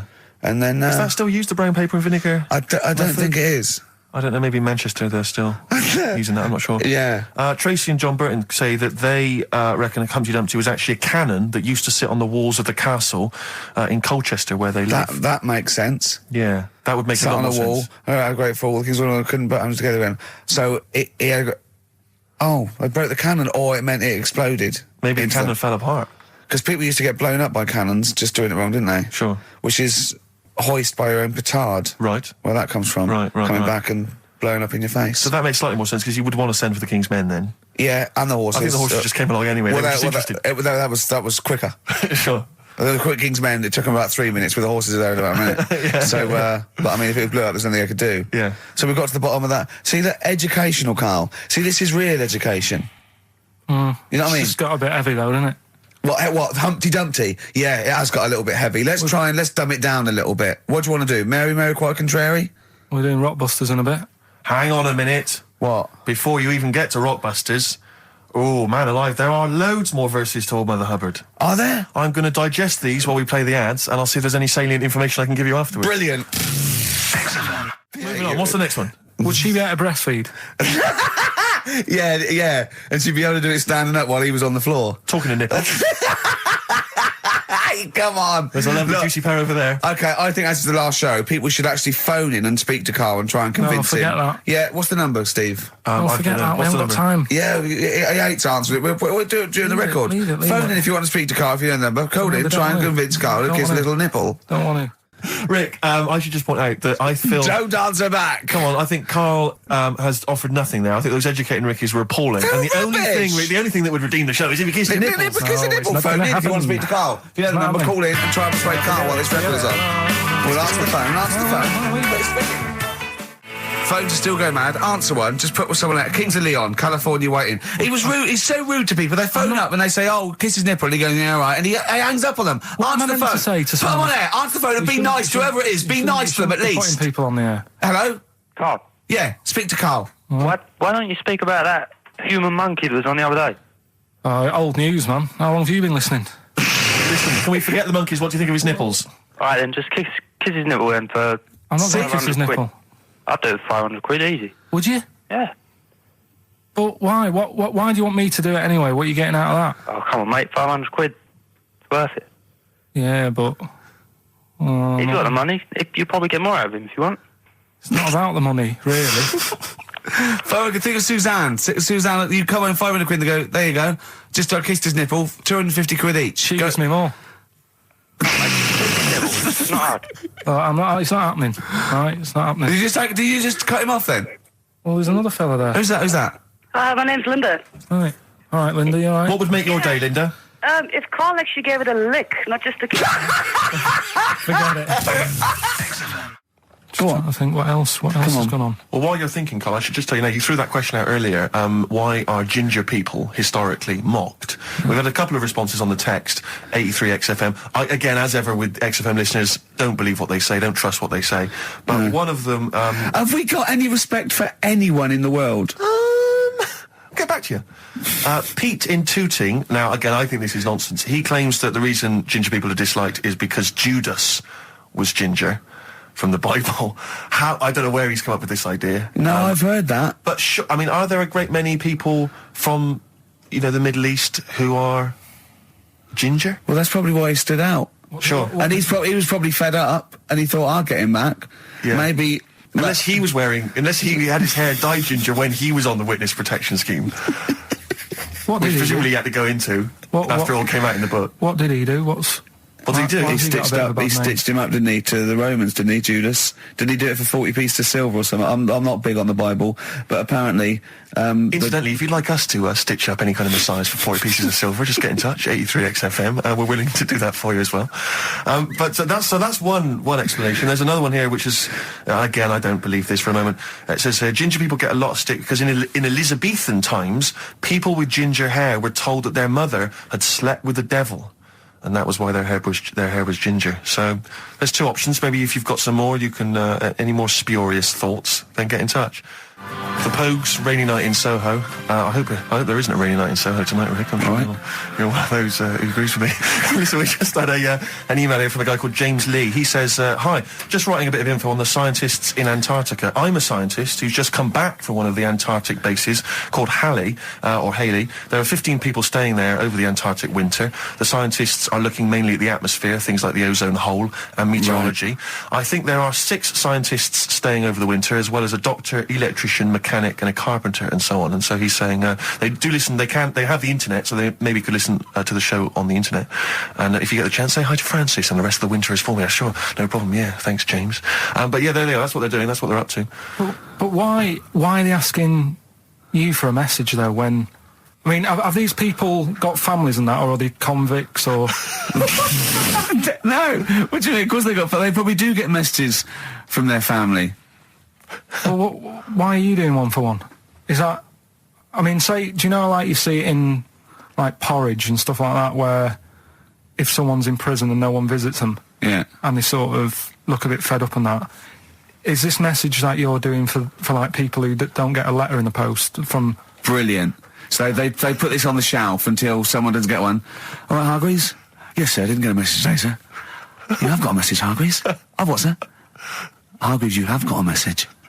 Really, sir? From Ricky Gervais. Really, sir? And I give it... Don't talk, please. There are scientists listening. Try to keep the talking shit down to a minimum today. What's annoying me is, right, they're saying this stuck over there for months, but it seems to me like they're wasting a lot of time. Right? Why? Well, you're saying they probably watch DVDs. They're saying they've got internet access. Yeah. Yeah? Well, I'm wrong. Listening to messages, get the job done and go home. Well, that's so. Well, then we don't have to tell them anything then, because they listen to the internet. If they've got the internet, then it's a waste of time. Good point. Play a record. Well, hang on. Before that, here's a good point. You've had a long time to research what's been going on in the world. We just had an email here from Nicholas who says, "Why haven't you told them about the recent pig Olympics that just went on in China?" You've missed that one, Karl. Once again. Who won? XFM. Anthony and the Johnsons. Isn't that beautiful? Interesting. Hope There's Someone on XFM 104.9. I'm Ricky Gervais, with me Steve Merchant and Karl Pilkington. Well, Karl, more revelation. We were talking about it last week, but Karl brought it up again just now. Didn't want to go to the doctors, didn't want to have a full sort of body checkup that may save his life, because he saw on the website they do a test where they have to insert a finger in his arse. Oh, don't tell me about it. Why? Don't put it on the website. Just put, we look at your heart. Yeah. Check your blood pressure out. Yeah. And then they could just do it quickly. Could just sort of say, right. How do they do it quickly? No, but what I'm saying is, it's worse, isn't it? Going in there, knowing that, I mean, they've got it on the website. So you're on the journey on the bus thinking, in about 20 minutes, I'm going to have a finger up my arm. But they're doctors. Yeah, but just they're not doing it for a laugh. They're not filming it with a two-way screen. They're not putting on boxing gloves so it hurts more. They're up. Oh, it's prostate's all right. Out again. I'm just saying in the day, the sort of... Do you think they're in the pub going, here he comes? It's Pilkington, I had my finger up his arse today. Do they allow ladies to do that? Do they allow female doctors to do it? Of course they do. They're doctors. No, that's worse. You're sounding like him. No, I'm just interested because, you know, do they allow female doctors to do the finger up the arse thing? Well, of course they do. They're doctors. Forget the female and male. They are doctors. Right, do you know any female doctors to do that? But what I mean is, isn't it a bit like if you're being searched at an airport, you know, and you're a woman, they send in a woman person to search you. They don't send in a bloke to do it. Is that the same thing? Yeah, they probably trust someone who's gone through 6 years medical college not to be taking the piss as opposed to a fat security guard who couldn't get anything else. Do you know what I mean? What are you talking about? There's doctors all the time coming out in the papers, or they gave them this so they could look at their boobs or whatever, or, you know, it's all you're always hearing stuff about dodgy doctors. But what I'm saying is, the reason why they do that at security, because there's lots of security people, and they can, you know, for your own, you know, for the, you know, your own modesty, there's a female one to search females and a male one to search males, and that's fine. But there's not like 4 or 5 GPs to choose from, and you go in there and you go, is it your arse and testicles? Do you want a bloke or you know? What about you what accept if they've it. got long fingernails? They don't have long fingers. What do you think this female GP looks like? She's sitting behind the desk like Cruella de Vil with cleavage and long red false nails, going, "Hello, love, bend over. This may hurt a little bit." There's gloves and Vaseline. I don't believe there's 2 of you now in the room, Carl. They're doctors. They have to. What would you rather do than put the hand down your throat and round your alimentary canal to feel your arse? It's a quicker way in. You seem to know a lot about these doctors who stick fingers up people's asses. You're a very well-informed gentleman about this sort of thing. Well, say if they did find something, yeah, would you then have to get like a second opinion, so someone else's finger? Well, no. They test it to see if there's anything suspicious. That it's usually a swollen prostate, which can be anything. So they, you know, they catch it early, and that's it. They feel up there. But if you want a second opinion, then the same doctor will just stick a thumb up and have a feel around them. Yeah. So it always works in the same way. Yeah. Well, if there's a doctor who can, I don't know, put me at ease. I mean, surely there's another way around it. I don't believe that. I mean, what is this? 60 million people or something in the world, isn't there? 60 billion or something? Well, 6 billion, something. Yes, you got it. Right. You hit it. Well done. That's good work. Right, so yeah, there's 6 billion, did I say? Yeah, what's 6 billion then? Loads, isn't it? Yeah, but... So if you want a doctor to phone up to assure you that the finger at the bum thing's not painful and that it's necessary, and Just that that it's it's not just someone necessary, trying to get really. kicked. Just that it's not an easy way round. All right, what's the phone number here? It's, changed, haven't they? Oh, You're the producer! Hang on, here it is. 0871 222 1049, and I think you select option 1. It tells you anyway what to do. Please, if you're a GP, or you've, you know, even if you've completed medical, I mean, we want a qualified doctor, really. Anything else is not good enough for Karl Pilkington. We'd love to, you can ask him all the other questions, because, you know, Karl, as I said last week, he doesn't feel his own testicles because he doesn't like the feel. Yeah. So, you know, I'd like a doctor to explain to him how necessary that is. And this is truthful as well. I've got very slight pain around the genital area at the moment, and I think it might be some kind of groin strain, but I'm a little bit anxious, not entirely sure yeah, what it is. you've been with me twice when I've gone along to get them checked. Yeah. And I go, oh, what's that? Yeah. It's terrible. I mean, but, you know, it's usually... I think you're in a pretty low risk, aren't you? I'd hope so. You're coming out of the 20s. I think testicular sort of... I shouldn't be doing this. I'm not qualified. No. All they said was to me sort of like his 20s and 50s. We're in...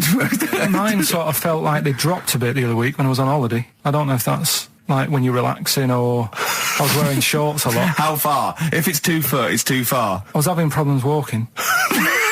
What do you mean? Why? No, it was just a bit I had shorts on all day. I'm happy and walking about on the beach, what have you. And then at the night, when I put some long trousers on, I was sort of walking like a ricket. They probably like stretch a little bit. Sometimes, I told you when I was about 18, I was scared. I went to the doctor. I felt a pain, right? And because I was doing biology, I thought I'd show off this doctor. I said, I've got a pain. I think it feels like it starts in the epididymis and goes up through the urethra either. And he went, finger up the arse. He said, your jeans are too tight. They're squashing your balls. So we want a doctor like that. So what's the phone number again? It's 0871 222 1049. A qualified doctor. What do you mean your balls drop, though? We've got to come back to this. I don't know, they just felt like... it's not too bad at the moment. I was all right on the way in, but it was just, I feel twinges all the time, but you never know whether it's just because they're no, in... but they felt like they weren't my own. Do you know what I mean? They sort of felt a bit like these are. There wasn't a bloke standing really close to you, was there? You didn't get them mixed up, did you, on the way back? On the flight back? Someone else has got Well, take a leaf out of nudist books. They just walk around, they've got nothing on it. About nudists. Why? Well, let's play this ad break and that. And have you had another encounter? If we've got time, I'll tell you about it. Have you really? XFM.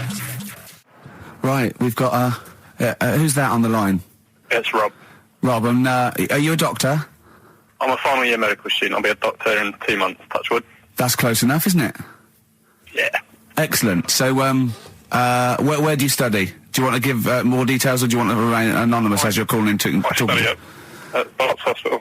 All right, great. So, why do GPs sometimes put their finger up a man's anus? To see what's there. You know, if you've got hemorrhoids, if you've got an enlarged prostate, you know, it's either that or they stick up a big tube and have a look up with a light. What? And it's easier to do that. Now, are you dumbing this down for us, or are you going to fail your medical exams by saying stick up a big tube with a light? I'm dumbing it down. Okay, come on then. We're all intelligent people here, and Karl. So you tell us what's that called? It's called a sigmoidoscope. Right. Nice. That was a clever test, wasn't it, Rick? 12 inch long. Yeah. 12-inch long tube they can put up there. So, Karl, would you prefer that or a finger? Well, so do they sort of do the finger first, and then, I mean, at what point do they say, hang on, we need a light here? I mean... It's normally if there's something wrong. But, so if I go then, say if I go to this well-man clinic, right, and they go, yeah, the art's good and that, yeah, finger, there you go, and then they go, hang on, I'm going to go and get me light and tube. I could start worrying then because they've sort of found something. And they're not likely to go straight in with the tube. They'll probably send you off some tests first. But Karl, there's nothing. But you go to these places to put your mind at rest and to know where you are with your health. I mean, it's not that you go along. That's what most people worry about. They think that because I'll go along and they'll find something. Well, one, that's illogical. It doesn't heighten the fact they find something because you go along. And two, if they do find something, it's a good job you went along. I mean, I'm a hypocrite because I don't go to the doctor, but I've had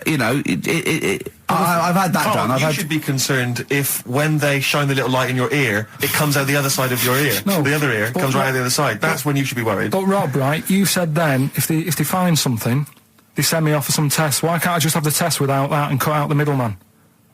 Do you know what I mean? Because you're wasting lots of money. There's hundreds of tests they could do, and they could do every test, and they could all come back with nothing, or they could do the finger up there and send you for the 3 tests you need to find out what's wrong with you. But in this day and age, with all the technology and that, and like brainy doctors and all that, the only way to find out is sticking a finger up there. What are you worried about, Karl? Is it fundamentally that this doctor who's has done 6 years medical training, is it embarrassing to have a man's finger up your ass? I just don't understand how you can get round to that without... But what don't you like? Is it fundamentally you don't like anything up your ass, or is it the fact that it's a man's finger up there? I don't like going to the doctors. It makes me nervous, because I think if anyone searches you long enough, they're going to find a fault with you, right? And especially if they're going that far into you. They're going to find something. And probably not. Well, you never... I just don't... I don't know how to get round to that sort of... that point where you get a... What do you talk to the doctor about? And he's like, all right, nice day. Strap your trousers. He goes, he says, I'm gonna just, Most people just shut up and let you do it, and then breathe a sigh of relief when you say there's nothing there. Yeah. But is that at the end of the test, or is that the first thing he does? It's the last thing. So that trousers up out the door. Because he knows it ends conversation. He knows it's a bit of a faux pas. The doctor says, "Oh, I better not kick off with the finger up the arse." Well, what I do is I'll start on with the the head, and then we're down and go. Oh, one final thing, Mr. Pilkington. So Rob, he drops his keys and he goes, "Pick them up." And as you bend over, will you be doing this, Rob? Is this what you're like open to do? You do all these. I'll have to do it at some point. All doctors do it at some point, no matter what they specialise in. So the first one, is another doctor there to sort of make sure you're doing it right? Not dentists. No, but do you know? Dentists aren't doctors anyway.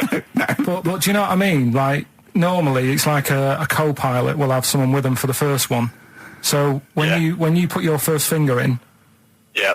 will someone be there going, right, you just want to move to the left I've of it? already done it. Have you? Yeah.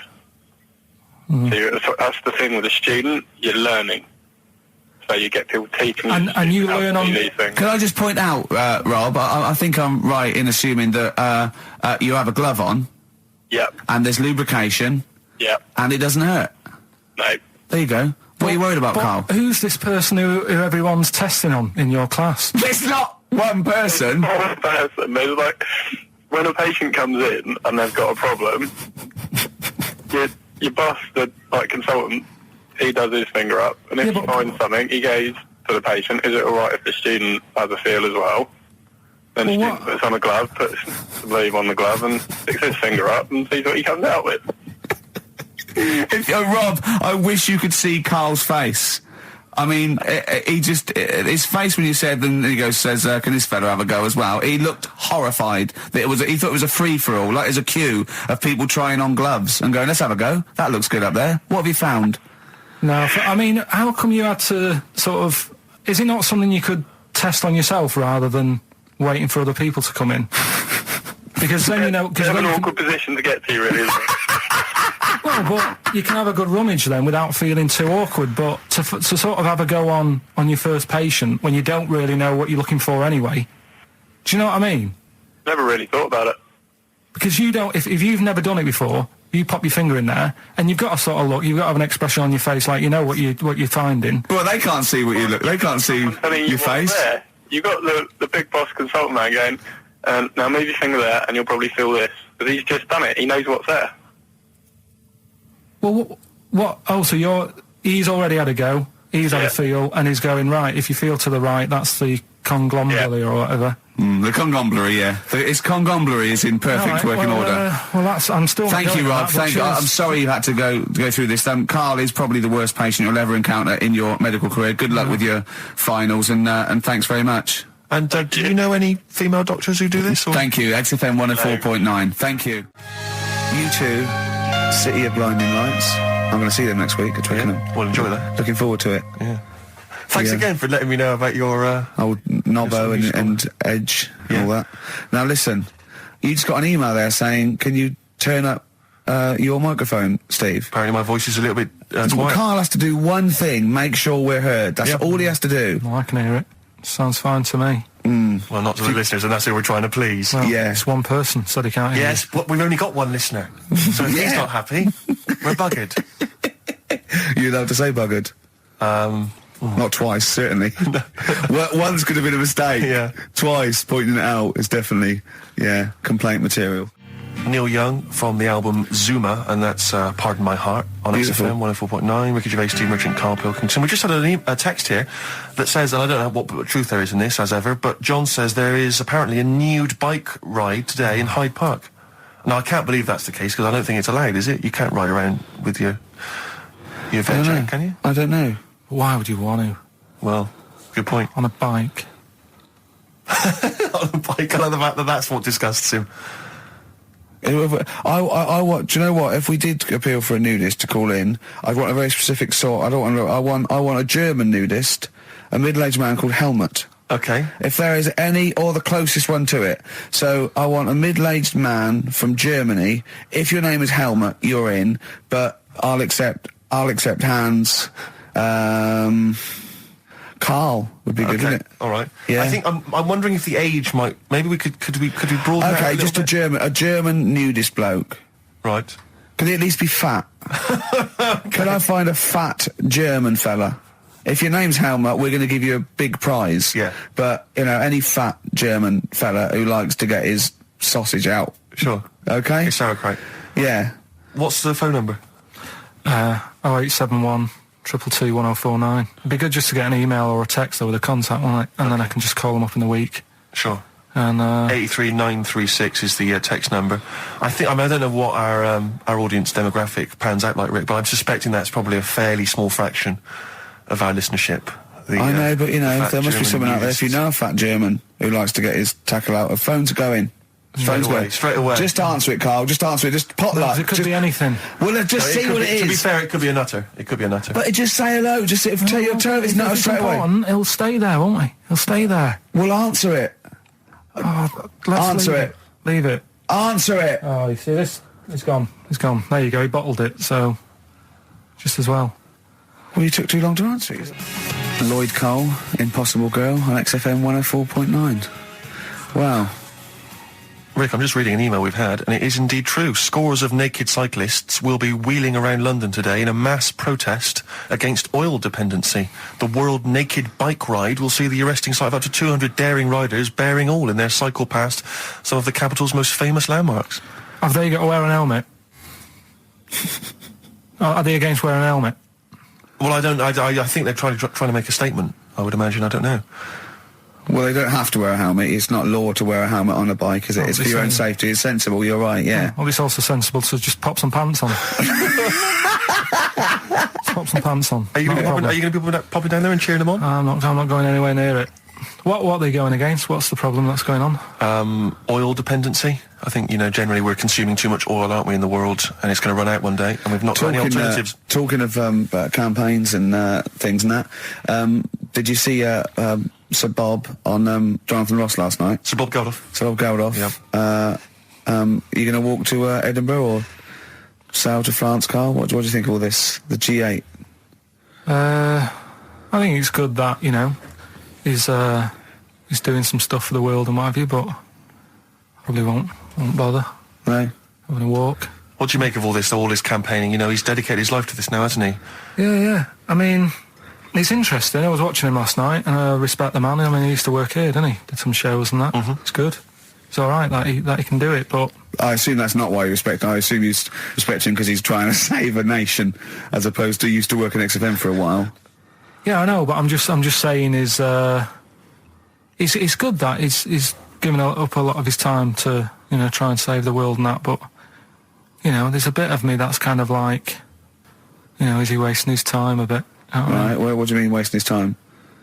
Well, he tried it before and... No, wait. What he's trying to say is that the G8 are I think the 7 most rich, wealthy nations in the world, and Russia, and they get together and they can wipe out the third world debt.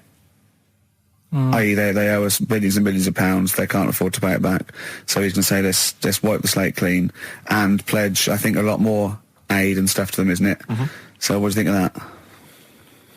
But won't they just do it again? Right, what's you thinking? No, I knew I had a little diamond in the rough here. I mean, obviously, I admit I brought this up because I really wanted to know what Karl thought of it. Sure. Yeah, I had ulterior motives. It wasn't just for awareness, for the very worthy cause. It was because I know. Look at him looking at me. Look at him. He looks at me like a cat. Honestly, it's like there's nothing behind those eyes. Right, what do you mean? They're just going to run up the debt again, you think? Well, what I mean is, right, when I was a kid, right, and I wanted to go to the arcade, I'd borrow £1 off my mum, right, and she'd say, don't come back asking for more and what have you. But I'd have a go on a pinball machine or whatever, game on a fruity, and then go back, and she'd go, can I have some more money?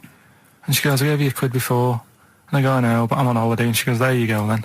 And then I go off and do the same thing. I didn't go, no, I wasted the last one, I'm going to pop this in the bank. Right. So you think that's what's going to happen with... That's a nice metaphor. So what do you think happening there? Is the Africans are blowing it down the arcade? Instead of putting it towards a fishing rod, they're blowing it down the arcade. I'm trying to win a watch. Look, I've got 100 goals. I think this thing is dodgy. Yeah. I'm trying to win a fluffy toy.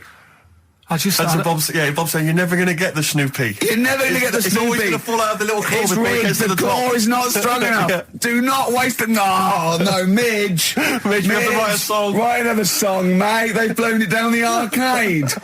Brilliant. So that's your genuine logic, is it? Well, I just don't know...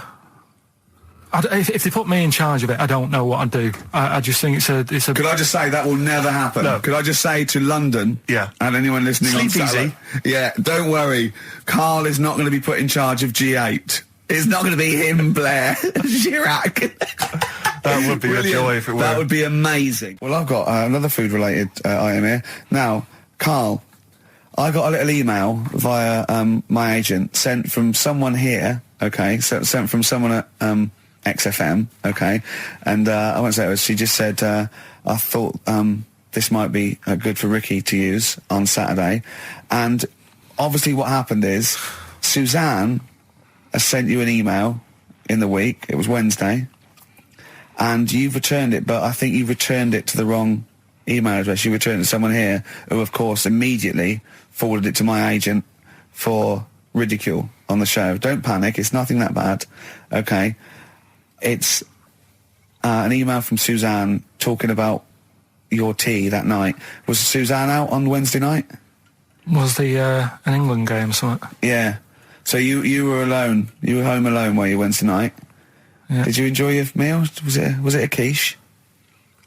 Go on. Right. From Suzanne to Karl. Take the quiche and put it on the baking tray. Cook for 30 minutes on 190. Take lettuce and put on plate. Take 3 tomatoes, wash and chop into quarters. Place on lettuce. Take an avocado, chop in half. Remove the stone.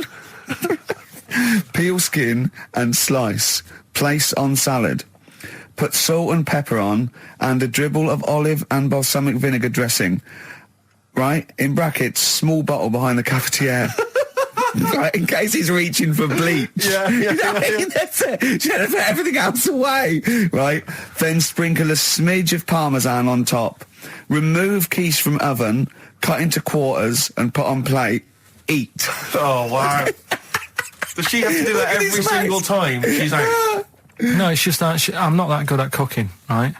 And to be honest, that was a lot of hard work. I didn't bother warming it up. And I did without the avocado. Why? Too much messing about. He didn't even do that with instructions. It was too much. But yeah, I'm not that good at cooking. And Did you that's not cooking though, is it, Karl? That's heating up a slicing. quiche. That's cooking it is making the quiche. Yeah, but I'm just. Could you have figured that out if she hadn't left that note for you? Why did she have to tell you what the olive oil and balsamic vinegar was? Because I've put sort of cooking oil on my food once, and I said, oh, it's a bit. He's ever since, right? Years ago. I'm gonna die. Years ago, leaving Mr. Magoo at home. It was ever since I put sausages in the toaster that. What do you mean? I nearly set the flat on fire. Because do you know, like when you're grilling food in a pan and all that? Yeah. Sort of sausages spit and it goes everywhere, doesn't it? And it makes everywhere greasy. In the toaster. So I thought, well, just want to warm them up. Yeah. Bung them in the toaster. Yeah. What And happened? she sort of caught. Well, They got stuck and they sort of caught on fire. I imagine. She came in just as I was sort of plunging it, and what have you came in from work. She said, "What are you doing? I said, I'm in sausages." Well, the oven isn't on. I know they're in here. What? You turn it off? Panicking and that. But I've never been into it. I've never been into cooking and that. At school and stuff, I didn't bother doing it. Oh, every time Suzanne comes home, she must think, please be the house still there. Yeah. Please not let me hear a fire engine as I come round this corner. Oh, God. She comes and goes, oh, God, thank God. I bet she's always happy to see you when she gets home and you haven't burned the place down or introduced some howler monkeys or something. Unbelievable. What I find extraordinary is there are people who are in sort of care in the community who don't need instructions on how to prepare food. Oh, they do. They can do it. Yeah, you show them once. Yeah, they do. Whatever you do, don't put sausages in the toaster, Johnny. Do you know what I mean? Yeah, and they've learnt it. They don't put sausages in the toaster. Yeah. They put their fingers in. But, yeah. Landed Ben Folds on XFM 104.9. We've had an email, Rick, from Simon Whittaker. He says, he's throwing the question to Karl. Have you seen the video for that Ben Folds song where there's apparently a monkey working the sound desk and shifting the piano? Yeah, you want to check that out? Talking of monkeys working the sound desk, we've also had a lot of emails directed at you. Yeah, a lot of emails directed at you, Karl, asking if you saw this programme that was on in the week. I think I didn't see it. I think it's called The Strangest Village in Britain. Yeah. Did he watch it? He called me 6 times during it. Of course called me 6 times. Now, just explain briefly what this was, because I didn't see it. Well, it was a sort of an experiment. I think I can work out from the sort of 70s, and it was sort of run by, from what I can make out, mainly sort of German Christians. Right. And what it was people with various disabilities or mental illnesses, Down syndrome, autism, bewildered, and they were living normally in the community. And there was 300 people in the village. Half had some sort of problem, mental problem or disability, and the other half were sort of carers. And I mean, it was very, very strange. And where is this village? It's somewhere in this. It's up near Whitby, isn't it? Right. Okay. But he called me. He called me at various points. We were watching that. It started off. He went, "Geez, if that's the beginning, what have they got coming up?" Then there was two fellas, and the phone rang, and it went, "What is going on?" And it was two blokes who had created their own language. Okay. And they were going, and you go, and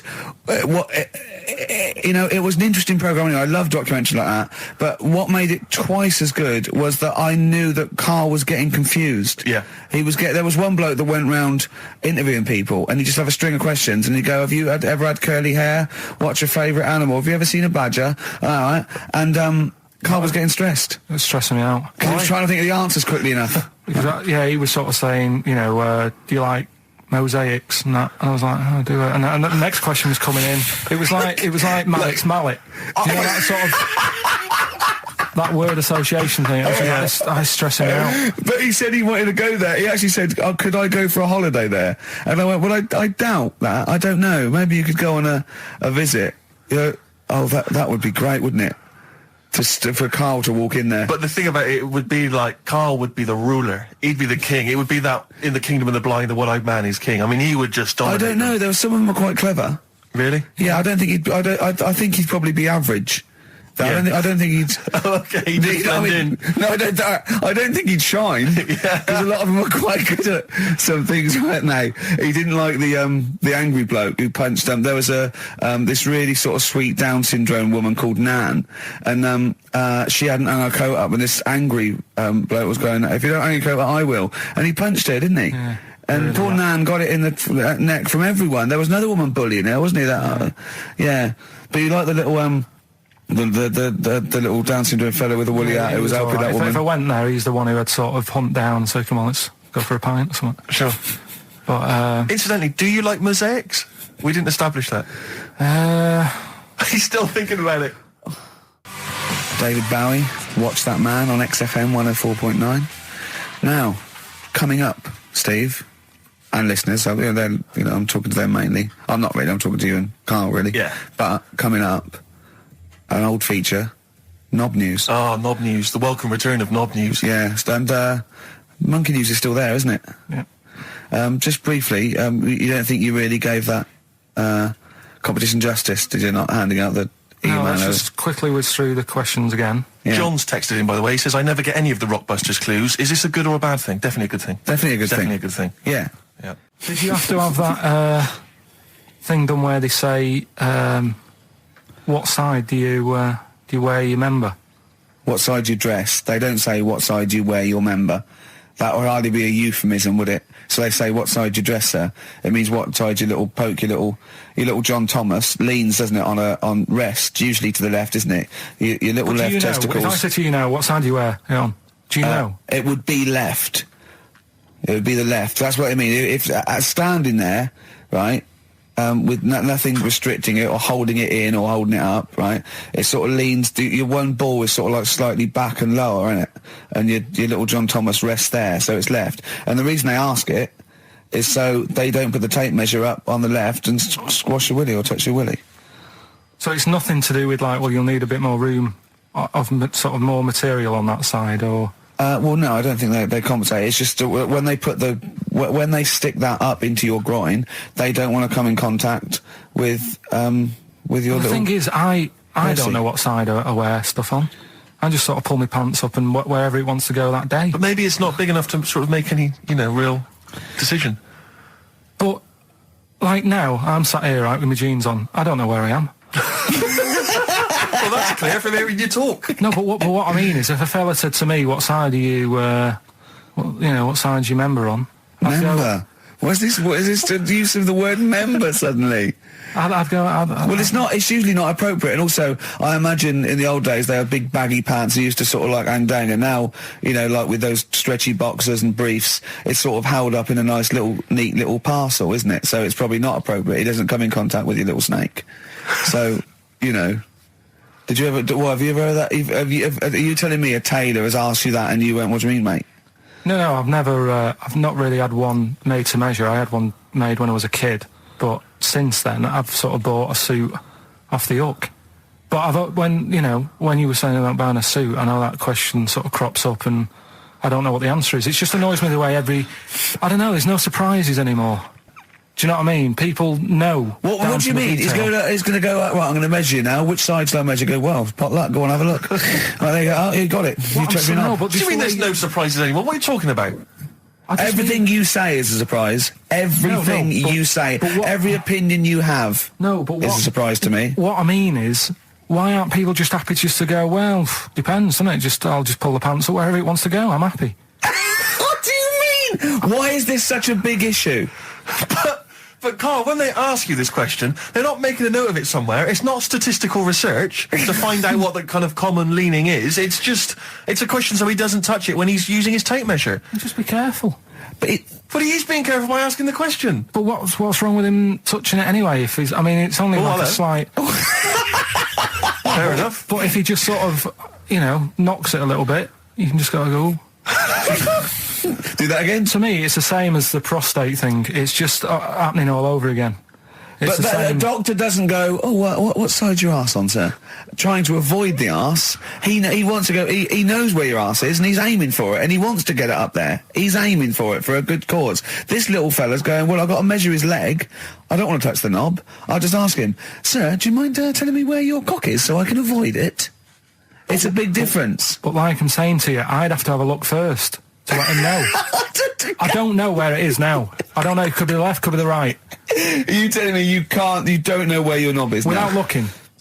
Well, what do you mean without looking? How could... Well, you're saying it as if like... Should we have a guess? Well, have a look and tell us where it is. What are you wearing? What sort of pants are you wearing? I've got my jeans on. But you got pants on underneath them? Yeah. What are they? Briefs or boxer shorts? Boxer shorts. Boxer shorts. Well, it's probably free, but the jeans are probably strict. I think it's probably either in the middle, dressed in, or just slightly to the left. Have a look, and we'll tell the listeners after the break where's Karl's knob. It's a good competition. Oh, brilliant! We've got to send this to the Sony Awards people. XFM. Run, Snow Patrol on XFM. Well, big question. Where was Karl's knob? That's what people have been hanging on for. Yeah. Where was it? Well, I can't believe people have been texting in. Hey, guessing where it is? People saying, is it in the middle? Is it in the left? It cost them 10p. It cost them 10p to find out. Just wait, I'm going to give out the answer. You don't win anything, right? Like, strike it lucky. Right? Bottom or middle? Right. It was to the left. Oh! Yeah. I went with the right. That's annoying. See, I thought it would be to the left. If not, maybe if it was all scrunched up, sitting down on your lap, right, it might just pop up to the middle. Just pop out, like, Well, next week we'll be finding out where yours is. Where's Ricky's bollocks? Landed, Mr. Ben Folds. We've landed on XFM 104.9. Ricky Gervais, Steve Merchant, and little Karl Pilkington, and his magical little manky, round, baldy head. He was described as wacky mank in one of the papers this week. Really? Brilliant. Well, remember we were talking about it last week about he came round to my house and I popped out my Mr. Johnson, sure, to take a little look at. And his two that made daughters. The papers. That made the papers. Wow. What paper? It wasn't front page of the Times. It must have been like the Daily Star or something. Just squeeze Live 8 on the second page. Yeah, so wacky mank. Wacky mank. That's wacky great. Mank. Wacky mank. We had an email from someone that reckons they remember you from body popping round Salford way. Yeah, Eccles Precinct apparently. You know that, I wasn't doing it round there though. Well, what do you mean? I was round Stretford Arndale. And what were you doing? What sort of body popping was it? Just a bit of everything. Caterpillar, bit of moonwalking. Do you have a little piece of lino you used to carry around? Well, mates had that. Right, you didn't Borrowed theirs. Were you any good? But you weren't breakdancing, well, you weren't spinning on your head and stuff, you were more body popping. Well, I hope he wasn't being on his head, because you know that can sort of it can give you brain damage and things. It can give you brain damage. Also, it can wear your head down, and also makes your head perfectly round. Yeah. Because the gravity is pulling on. But if you keep on doing it, obviously it's going to wear your hair out, yeah. So you become sort of like a stupid, bald, and roundy headed. Yeah, yeah. So I very much doubt that you did do any of that. Did you, Carl? Didn't do any of that. Embrace and Gravity on XFM 104.9. We've had a couple of texts. People obviously can text in 83XFM. That's the text number for the big quiz that's coming up shortly. Rockbusters, still your opportunity to win some of those cracking prizes. Enter your name in the draw if you can unravel the, I don't know what you call them, conundrums that Karl set. Sort of. We've had a couple of texts. Obviously, we're leaving early today. This is a shortened show and our last show of this run. But we've got to leave early. We've got to go down and try and make poverty history. But Rob's texted and he says, only an hour and a half today. Well, poverty does have some benefits then. He's a fan. He understands the show. Who was that little fella that used to write in who hated the show? I forget his name. I haven't heard from him for a while, actually. I don't know what happened. No. Maybe he realised that if he hated the show so much, the obvious thing to do was to switch off. Maybe that finally dawned That's on him. annoying. What's his name? Someone will remind us of his name. I like people who hate us to carry on listening. Yeah. It just gives it an edge, doesn't it? Yeah. It's the fact that, that you're annoying someone. I mean, I love annoying people. I know you do. I know. So you're like a kind of walking Chinese water torch. Yeah, exactly. Yeah. Well, how's it going with Rockbusters? Anyone got the answers? Actually, one guy has texted in, James in Deptford, he's offered some answers, and he says here, the guy that hated us, famously, of course, we should have remembered, Dickie Anderson. Dickie Anderson? Richard Anderson, of course. I don't know if Dickie's still listening. If he is, obviously email in ricky.gervais@xfm.co.uk and tell us what you've been doing, how you've been keeping busy and stuff. Yeah. Nice to hear from him. Chris Campling hasn't called, has he, either? No, Campling. The one that thinks that not only is this whole show scripted, imagine that, right? But that Karl is a character created by us. Yeah. He's actually an actor. Oh, if only Look at that. A shaved monkey we got. Put the message in the box, put the message in the car, drive the car around the world, and I'm imagining that message is make poverty history. That's World Party, put the message in the box. Yeah. Can I just say quickly while I think of it, we get a lot of emails from people, a lot of texts saying, can you send a big shout out, stuff like that. I've just looked at one now, Scott and Julie in Australia listening, they want a big shout out, big shout to them. But there's so many people that do it, and I'm obviously just want to say, sorry we never get to your emails. We're very, very lazy. We never really get to look through them. But we obviously do appreciate you emailing in, texting in, stuff like that. And also, can I send a big shout out to my grandparents, who I believe might be listening on their new digital radio? They're pretty high tech. Very West Country. Yeah. Are they the merchants of Bristol? Merchants, yeah. Props to them. Props to them, yeah.